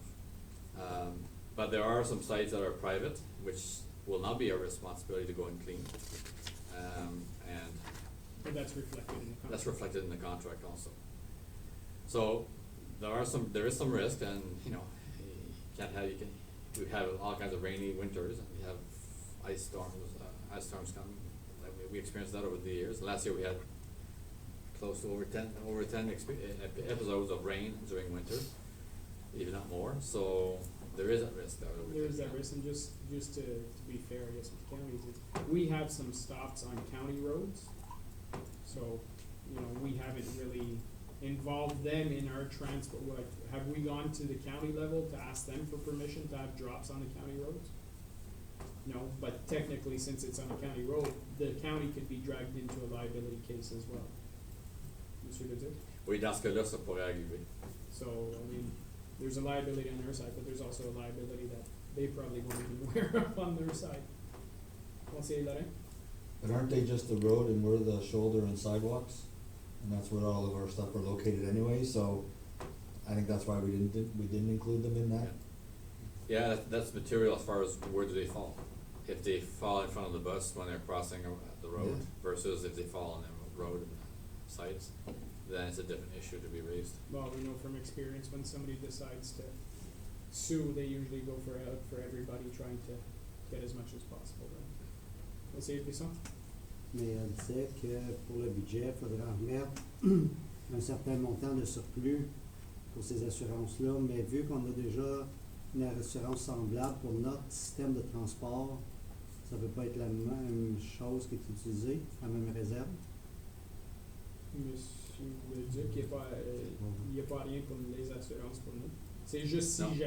si jamais on se faisait suer, notre déductible il est 20 000 piastres. Ouais. So, on est pris pour le prochain, on est pris pour 20 000 piastres. Ouais, mais si on se fait souer avec nos autobus, ça va nous faire aussi.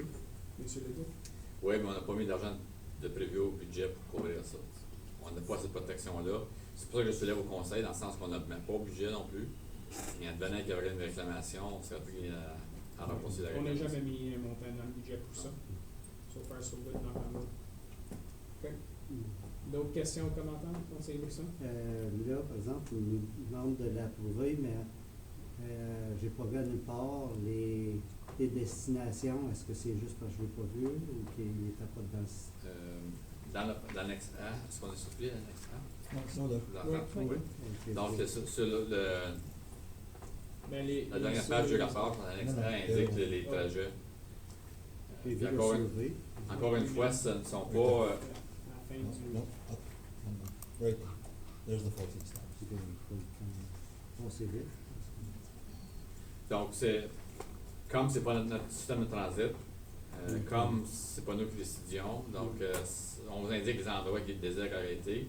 On a été consultés, on a partagé nos opinions, mais il y aurait aussi la pleine responsabilité de changer de leur côté s'ils veulent, d'en enlever, d'en ajouter si on demande d'en ajouter.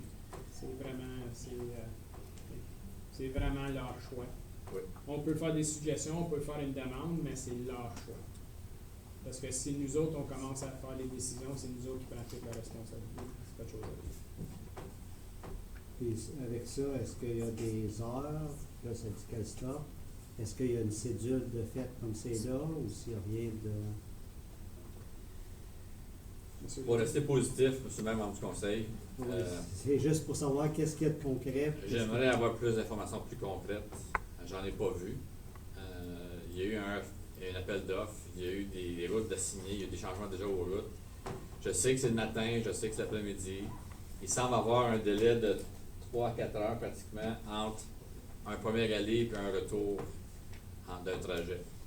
Donc, si quelqu'un, exemple, part de Marionville, vient en Brun, et attend ce bus-là pour retourner à Marionville, par exemple, bien, il va devoir attendre peut-être 1h30, 2 heures avant de voir son tour de bus pour retourner à Marionville. Peut-être que c'est suffisant pour la personne qui fait d'autres commissions puis fait plein de choses, mais peut-être que ça ne répondra pas non plus aux besoins si c'est une question ponctuelle d'une visite de 15 minutes puis on retourne chez nous, ça ne sera pas serviable à ce moment-là. Comme c'est là, ça démontre 4 fois par semaine en Brun, 2 fois par semaine pour Russell, puis 1 fois par Marionville.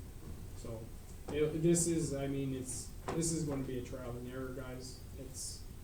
I'm I'm hopeful, but realistically, I think it's going to be a challenge. Et ça va, c'est quel lieu qui font tout ça. C'est juste pas clair, tellement, comme c'est là.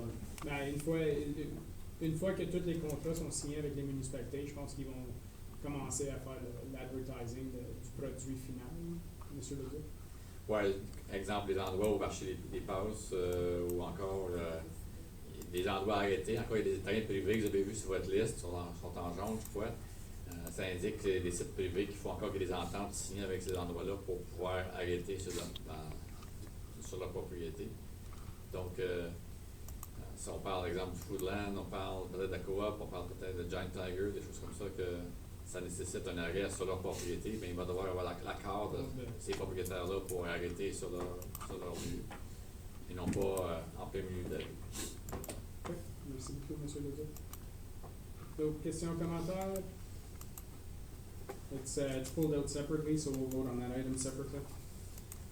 Next item, P, Borne de la Voie de la Liberté. Council receives report CAO 13-2019 dated October 2nd, 2019, and asks the administration to start discussions with le Club d'Amitié Francophone d'Embrun to prepare an action plan and budget for the historic plaque unveiling ceremony and present an update to council at a later date.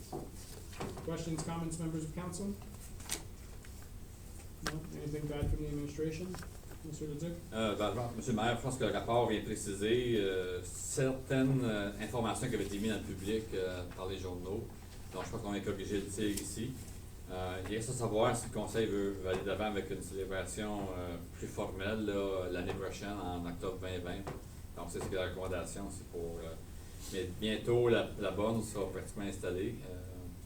Et puis, à ce moment-là, on aura une autre affiche temporaire installée sur le site. Oui, comme c'est là, il va y avoir une affiche, puis le plaque unveiling qu'on regarde à faire pour l'année prochaine, c'est vraiment la plaque pour, comme ceux qui étaient démontrés à Russell, démontre that shows the 25 years of it being handed over, the 25th anniversary of it being handed to us, not necessarily of what it represents. The historic event for the township is the fact that it was given to us. It's not what it represents, but it was what it is. Because the historic plaque program we have in the township is how it relates to the township itself. I believe the Groupe d'Amitié have a grandiose vision as far as what kind of event they would like to see. I mean, they were talking about inviting, the ambassador of France, and we had a discussion about that. It's my hesitation, if you will, is essentially, come and see the beautiful bottom that we had to rebuild because it fell apart in the last 25 years. Do we want to go down that route? Well, so it's kind it's kind to know, do we want to just simply do something simple like we did in Russell for the plaque unveiling, or do we want to have a grandiose, invite everybody in the Queen type thing? Just looking, I think we're looking for feedback from members of council. What do they see this unveiling being as far as in that aspect, Monsieur Leduc? Monsieur le maire, donc c'est pour ça qu'on demande au conseil de nous autoriser à débuter les discussions, à vous préparer un plan d'action et un budget proposé. C'est pas de dire oui à ça tout de suite, mais c'est de donner la direction d'échanger avec eux autres, puis voir sur quel terrain on peut s'entendre sur cette question-là. Puis revenir au conseil avec un rapport ultérieur sur le financement de cette activité-là, si on va si grandiose que ça. Parce que dans notre budget, on n'a pas mis rien pour financer de quoi de grandiose à ce moment-ci. Okay. So we're okay with the recommendation? Conseiller Brisson? Juste une question, c'était à propos de la plaque, il parlait de l'histoire du 25e, mais je sais qu'il avait parlé aussi qu'il y avait une plaque pour expliquer c'est quoi. Je crois que ça serait important parce qu'il y a certaines informations que ça donnait, mais ici, vas-tu la voir, celle-là aussi? Ça, c'est la plaque qui va être installée avec la borne, M. Leduc? C'est ça qu'on indique dans le rapport, là, où est-ce qu'il va y avoir une première plaque. Donc, la première plaque, c'est dans ce sens-là, c'est une plaque qui va expliquer comme il avait proposé, le contenu. Puis la deuxième plaque va être la plaque historique, comme on a pu dévoiler à Russell il y a 2 semaines passées. Donc il va y avoir 2 plaques, une de la signification et une de la plaque historique. Une avec un différent prix, évidemment, de la nôtre. Oui. Parfait. D'autres questions, commentaires? Okay. Move on to the next item. These are Parks, Recreation, and Culture Advisory Committee recommendations. Item Q, the chair, Councillor Tarnowski, if you can speak to the train station rehabilitation. Sure, thank you. So you'll see the next few are recommendations from the PAC committee. We've been very busy. So the first one here, Q, is a discussion about the train station building at the entrance of the path. There is money that's being spent this year to fix the roof, and the PAC committee would like to recommend that we move into a direction of perhaps utilizing that building as a self-serve kiosk of some sort. So we're already, like I said, we're already paying to have the roof redone. Why not look at the option of doing something where Township could benefit, future tourism opportunities for our local merchants to promote and advertise. And again, in light of adding the historical plaques, there's a growing opportunity here for local day use tourism opportunities. So that could be something that falls in line with that. Again, this is a positive for the economy and a reason to utilize that building if we're already paying to fix a roof again. Thank you. Thank you very much. Monsieur Leduc, is there any funds in the budget, proposed budget for next year for this building?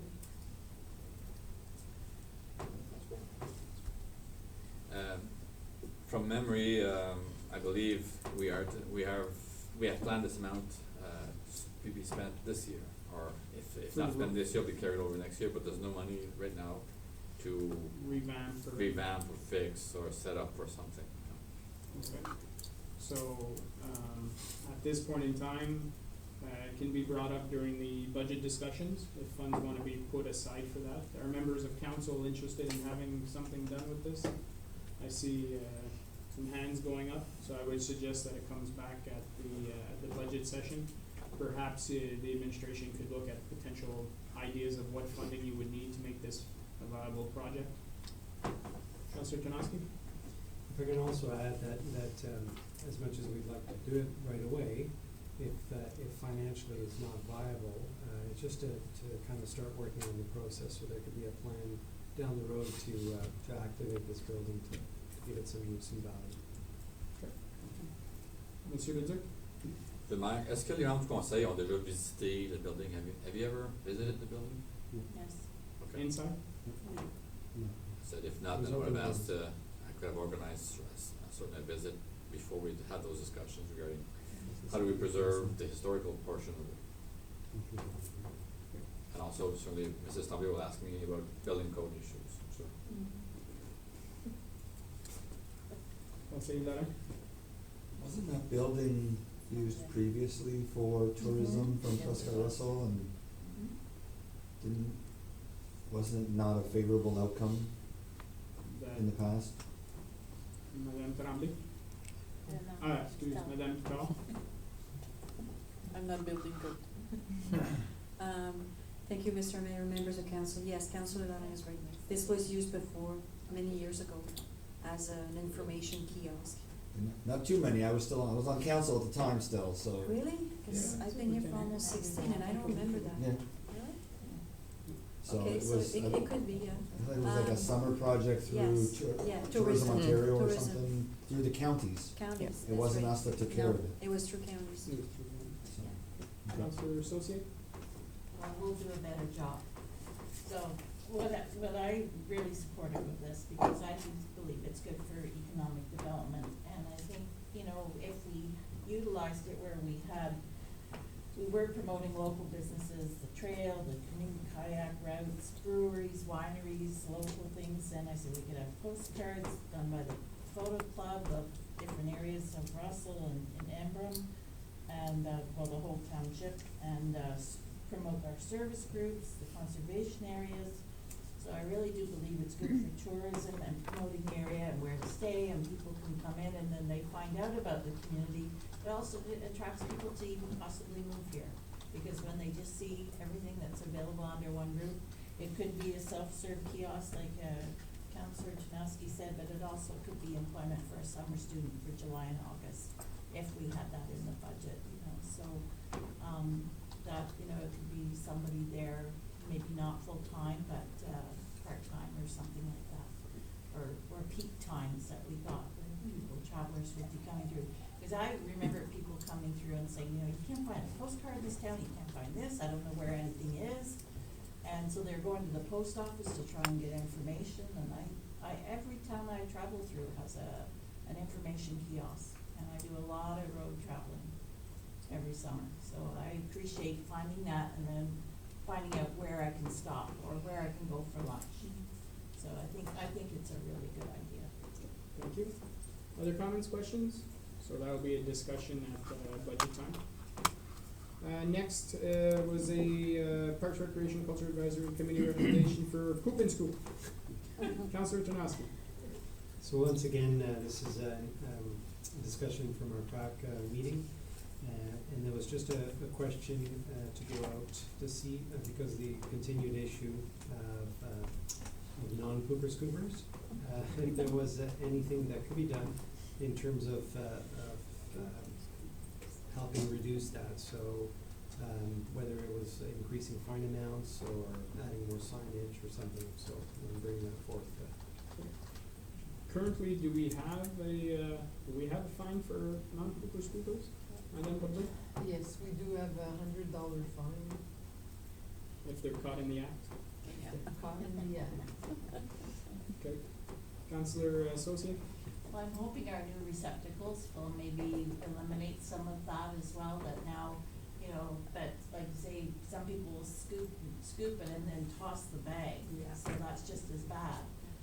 So now maybe with these receptacles, so utilize them, the signage is there, but maybe that might be something we could even add on the signage, is that there is $100 fine. And then maybe it might discourage it a little more. Conseil Laurent? I guess I would also suggest that I know there was a problem at the dog park as well at one point, putting a sign out front of the dog park that says $100 fine if you don't pick up your poop. I think that's the beginning in all the trail crossings or the beginning of the trails or whatnot, or wherever there's those receptacles, having the sign there. I think it's important. The parks, you know, I mean, we have one off-leash park, but yet I think every park's an off-leash park. When I see dogs running loose in all the areas, so I think it's important to have the sign out there for people to see that there is a fine, and if you're not picking it up, and if it takes, you know, some examples, and then if it's increasing the fine, then so be it, right? Councillor Associate? I'm hoping the addition that we did was now that you can't even be so many feet to the play areas. Like I now, if I walk my dog, I go further away from certain areas, yes. Yeah, so because that was put in the last bylaw, right? So hopefully that will deter it. Councillor Janowski? Just to clarify, Madame Bordeaux, so is there an opportunity to increase the fines, or is that a standard? We kind of had a quick chat about it, but. Well, the fine is $100, and then the surcharge is $20, so it's $120. Our fines are approved by the Attorney General. So, if we go overboard, they're not gonna approve them. So I don't know how high we can push it.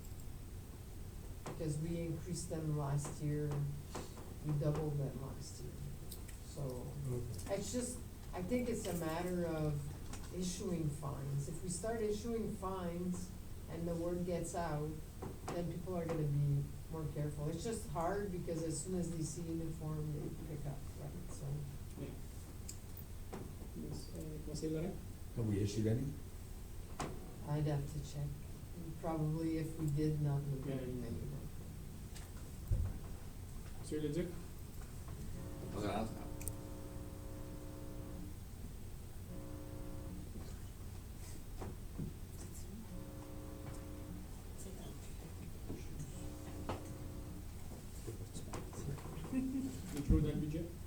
budget.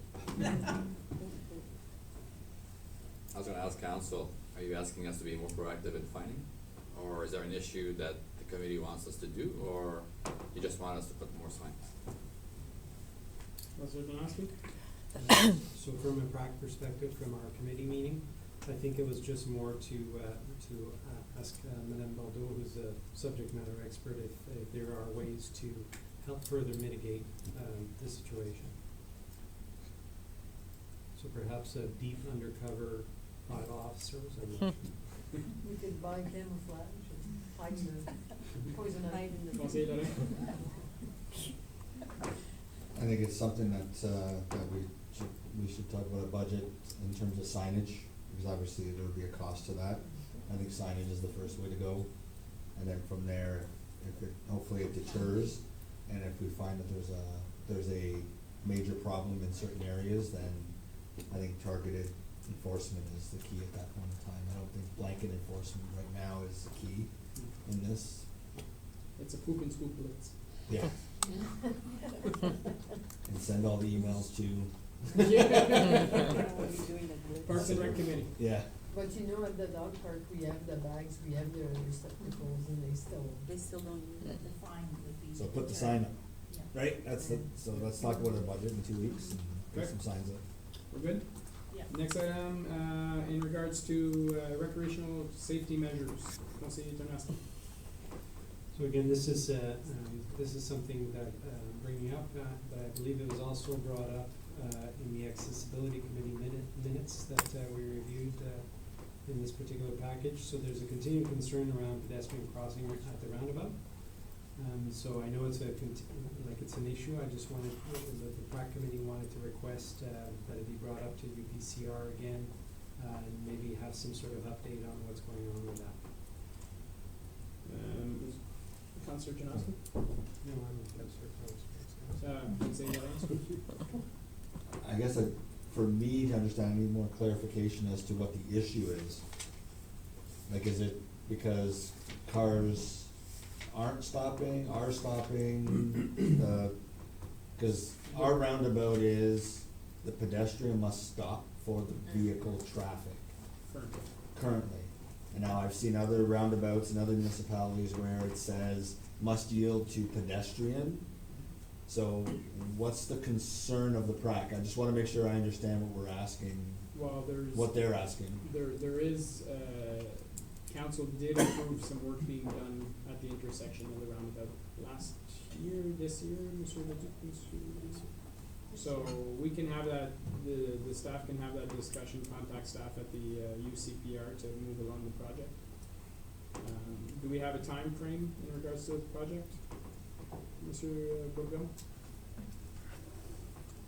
I will have to validate with the counties this week for timelines. If I remember well, I spoke with Monsieur Bouchard at the counties. I believe the work is scheduled.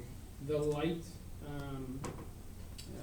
will most likely be, it'll be one of those crosswalks that you see where they flash, or the new pedestrian walkways. I think they're looking at installing this year and then doing and bagging it to Where? further up. Going to, On Saint Guillaume? No, on Notre Dame. So bring it Okay. towards here, bring the crossing towards here, so that if somebody's crossing, a car in the roundabout could stop and not be in the roundabout anymore. Oh, okay, about 2 length. okay. Yeah, so we can, I believe, Monsieur Bouchard had said that, the light will probably be installed and probably have a bag on it this year until we can redirect our, bike path a little bit at that point in time. But, staff can have that discussion and, bring something back to council to update us on that. That'd be fine. We're good with that, Monsieur Leduc, Monsieur Bourgon, okay. And the last one was for the canteens, if you wanna speak to it, we dealt with canteens, but Yeah, I think there's nothing that needs to be said. The idea was that the PAC committee was in agreement that we shouldn't be losing money on that service. okay, perfect. If ever we get to that point next year, then we'll know what the committee's recommendation is. Item 12, we have none. Item 13, we have none. Item 14, question period on meeting of the day. If anyone has any questions, please come up to the lectern. I see shaking a head no. Yep, there is one. Actually, I got a question regarding the Please. monument. Just come up to the lectern and ask your question, because we're on webcast, so the individuals can see you speaking. Regarding the monument from Andro, France, is the ornamental design gonna remain the American Stars It will and be- Stripes, it's- or is it gonna be Canadian flag instead? It's the exact replica of what was given to us. My understanding, Monsieur Le Duc, yeah, exact replica. Yeah, But this exactly. was supposed to be a tribute from them on Canadian soldiers, is that correct? It was a Bande de la Liberté. This is essentially something that's seen across France, my understanding. So that's why it's a replica of what they have in their home country. Thank you. Item 15, resolution, motion that council approve all recommendations listed on agenda under items 11, reports from department and council committees, except for, H, Wait. G et O. except for H, G, and O. I need a mover and a seconder to put it on the table. Moved by Conseiller Tarnowski, second by Conseiller Brisson. All those in favor? All those opposed? Carried. So now we will deal with H, which is the traffic and parking bylaw on the west side of Dion Street. So I need a mover and a seconder to put on the table. Moved by Conseiller Bisson, seconded by Councillor Tarnowski. Questions, comments? Councillor Saucier? We had also talked about, possibly enlarging that parking lot, right? Yeah, that'll be a discussion at the budget. Okay, because, that might solve the 4 parking spots that we could be losing here, so that's what I was just wondering. Okay, any other questions, Councillor Tarnowski? Just like a recorded vote, please. Yep. Okay, so any other questions? No? All those in favor? All those opposed? Carried. That was item H. We will go to item J, which is the feasibility study for a snow facility. Need a mover and seconder to put on the table. Moved by Conseiller Lorraine, seconded by Conseiller Brisson. Questions, comments? Councillor Lorraine? I'm gonna make an amendment that we reject the proposal and request that it go to tender and follow that we follow the actual, policy, for, quotes.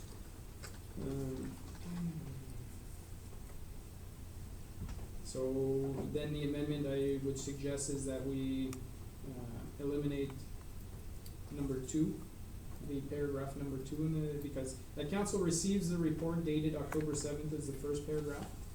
Remove the rest. And remove the rest. And then we instruct staff to follow the policy.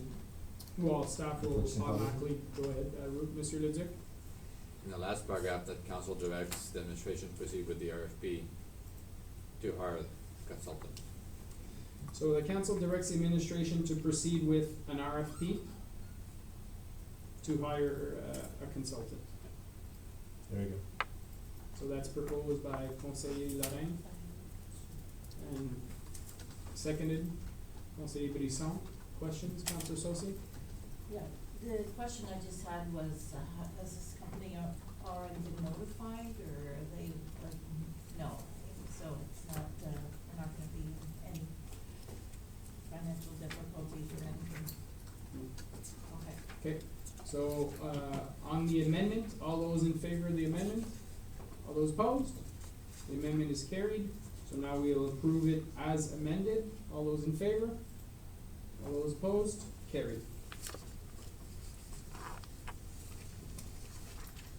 And the last item was, was the, transportation system. Need a mover and a seconder to put it on the table. Moved by Councillor Saucier, seconded by Councillor Tarnowski. Questions, comments, amendments? Councillor Tarnowski? Just want to re-clarify exactly what's being asked of us. asking clarification. Clarification, Monsieur Leduc? So the counties have submitted a contract draft proposal, which you have seen, and they're asking that the township commits to maintaining some stops on its own lands. And we have insurance to cover, and we hold each other harmless against any claims. And we sell those passes for them whenever people are interested in buying some passes. And we do a little bit of promotion for them as well. But no mass promotion through the mail that we pay for. It's not gonna be them if they decide to do so, but the point of sale, everything. Councilor Janoski? So the contract you're referring to that we would have seen, would have happened today, we would have seen it today, is that, am I missing anything here? Yeah, I received that late, No, I understand, Yeah. I just wanna confirm that, so if I didn't look at it today, I wouldn't have seen it. no. Okay. So I'm just gonna mention for the record, so I'm not against this, I think it's a great thing, I'm just not comfortable voting for action on something that I hadn't looked at. Okay, fair enough. Any other questions or comments? All those in favor? Question, Councilor Sosi? Yeah, well, are we under a strict timeline here, or, Yeah. yes? Well, We are not. If we decide not to participate, then they'll do the routes elsewhere, that's all. So there's no commitment. Again, it's their transit. If we decide not to join in, we have no cost except engaging in maintenance. So if the township feels it's not worth for us to have the transit come to our way, then we vote against it and not have the mayor sign it. So that's basically it. We can even join later, I guess, or never join. Conseiller Brisson, then Councilor Janoski. Ben, je pense qu'on n'a rien à perdre de l'essayer. Je pense que c'est juste une bonne chance d'être sur la route dedans. C'est sûr qu'il va y avoir des ajustements, mais c'est leur système, que je crois que c'est une chose, on a souvent demandé d'avoir une communication, un transit entre nos villages. Fait que moi, je suis complètement pour. Okay, Councilor Janoski? Je veux juste confirmer que je suis pas contre du tout. Je veux être pour. Est-ce qu'il y a moyen d'avoir un 24 heures, juste le revoir si on me demande de voter pour donner mes commentaires? Je sais pas si. So the only, si if you're looking to postpone this would be postponed to the next meeting. So it would be in 2 weeks' time. You can make a motion to defer, and then council can vote on that motion if you wish, but you can ask to defer to the next meeting, but. But if I understand correctly, we can't defer because they want the. So they No, send I've not something. said that. You No. can certainly vote against it if you want to. No, I understand that, but I'm voting against something that I may not be against. I have an issue with the fact that I haven't seen any detail, and I know it's a low risk, but ultimately I have a hard time putting my name to a decision on it. It's funny because I'm talking to the counties and they find me difficult in negotiating this contract. And being tough about the dots and T's being crossed, and so now I'm getting the opposite side from my council, but certainly from my end, this was found out this afternoon, and again, there's no obligation. If council doesn't wanna go participate, I'm not pushing for anything. I'm just saying, either you decide to defer, which is all fine. The system might not even be started in 2 weeks from now. It might be. I don't know. We can always join in later. It'd be maybe a good message to say maybe you should be more organized before sending something or initiating something. I think that's a message council can also send by saying I'm deferring my vote to 2 weeks from now. Again, I'm not saying to council what to do, but certainly I'll abide to whatever decision you make. Yeah, I'm fine with deferring. Councilor Janoski, so you wanna put a motion to defer? I'd like to propose a motion to defer. Motion is moved, do I have a seconder? Councilor Levin?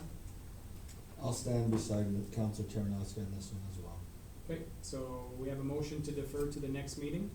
So, all those in favor? All those opposed? Carried, motion is deferred, we'll come back in 2 weeks' time. Okay, now we go to bylaws, motion that council approves bylaws 2019-142 to 2019-146 exclusively for first, second, third reading as listed in the agenda. Now, on enlever quel numéro? 144.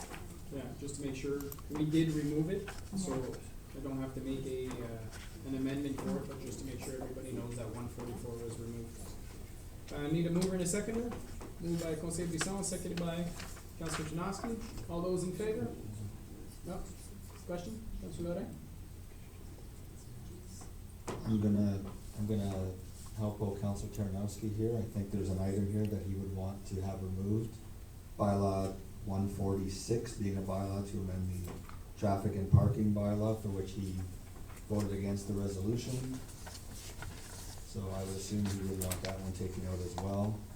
So I'll let him make that request, but before we vote on it, I thought that I'd bring that up as an item. But As a goodwill gesture. as a common courtesy to a fellow member of council. I believe the last time I did do that for you. Okay. So. Any questions, comments, amendments? Councillor Janoski. Thank you very much, Councilor. You're absolutely correct. Can we remove 2019-146? So 146 is asked to be removed. Do I have a mover? Do I have a seconder to remove it? Conseiller Lorrain. So all those in favor of removing the item? Okay, so we'll vote on everything except that item. All those in favor? All those opposed? Carried. We'll now vote on item 146. I need a mover and a seconder to put it on the table. Moved by Conseiller Brisson, seconded by Conseiller Lorrain. All those in favor? All those opposed? Carried. And as for recorded vote? Yep. So we'll lift our hands again. All those in favor? All those opposed? Carried. Item 17, nothing. New business, nothing. 18, business presented by council members, we had nothing. 19, public consultations, hearings, we have nothing. And closed session, motion to move into closed session at the hour of 8:14 p.m. to address matters pertaining to item 1, lease agreement under sections 2B, 2C, and 2F. Item 2, update on proposed or pending acquisition and disposition of land in Emram under section 2C. A third item about under section 2B for identifiable individuals. Under section 2F, advice that is subject to solicitor-client privilege. And item 4, section 2B, under personal matters by an federal individual. And item 5, closed session minutes of the regular council meetings dated September 3rd and 16th. Need a mover and a seconder? Moved by Conseiller Brisson, seconded by Councillor Janoski. All in favor? All opposed? Carried. We are now in closed session. Thank you very much, everyone. Thanks, Jaden. So I never do anything for you guys.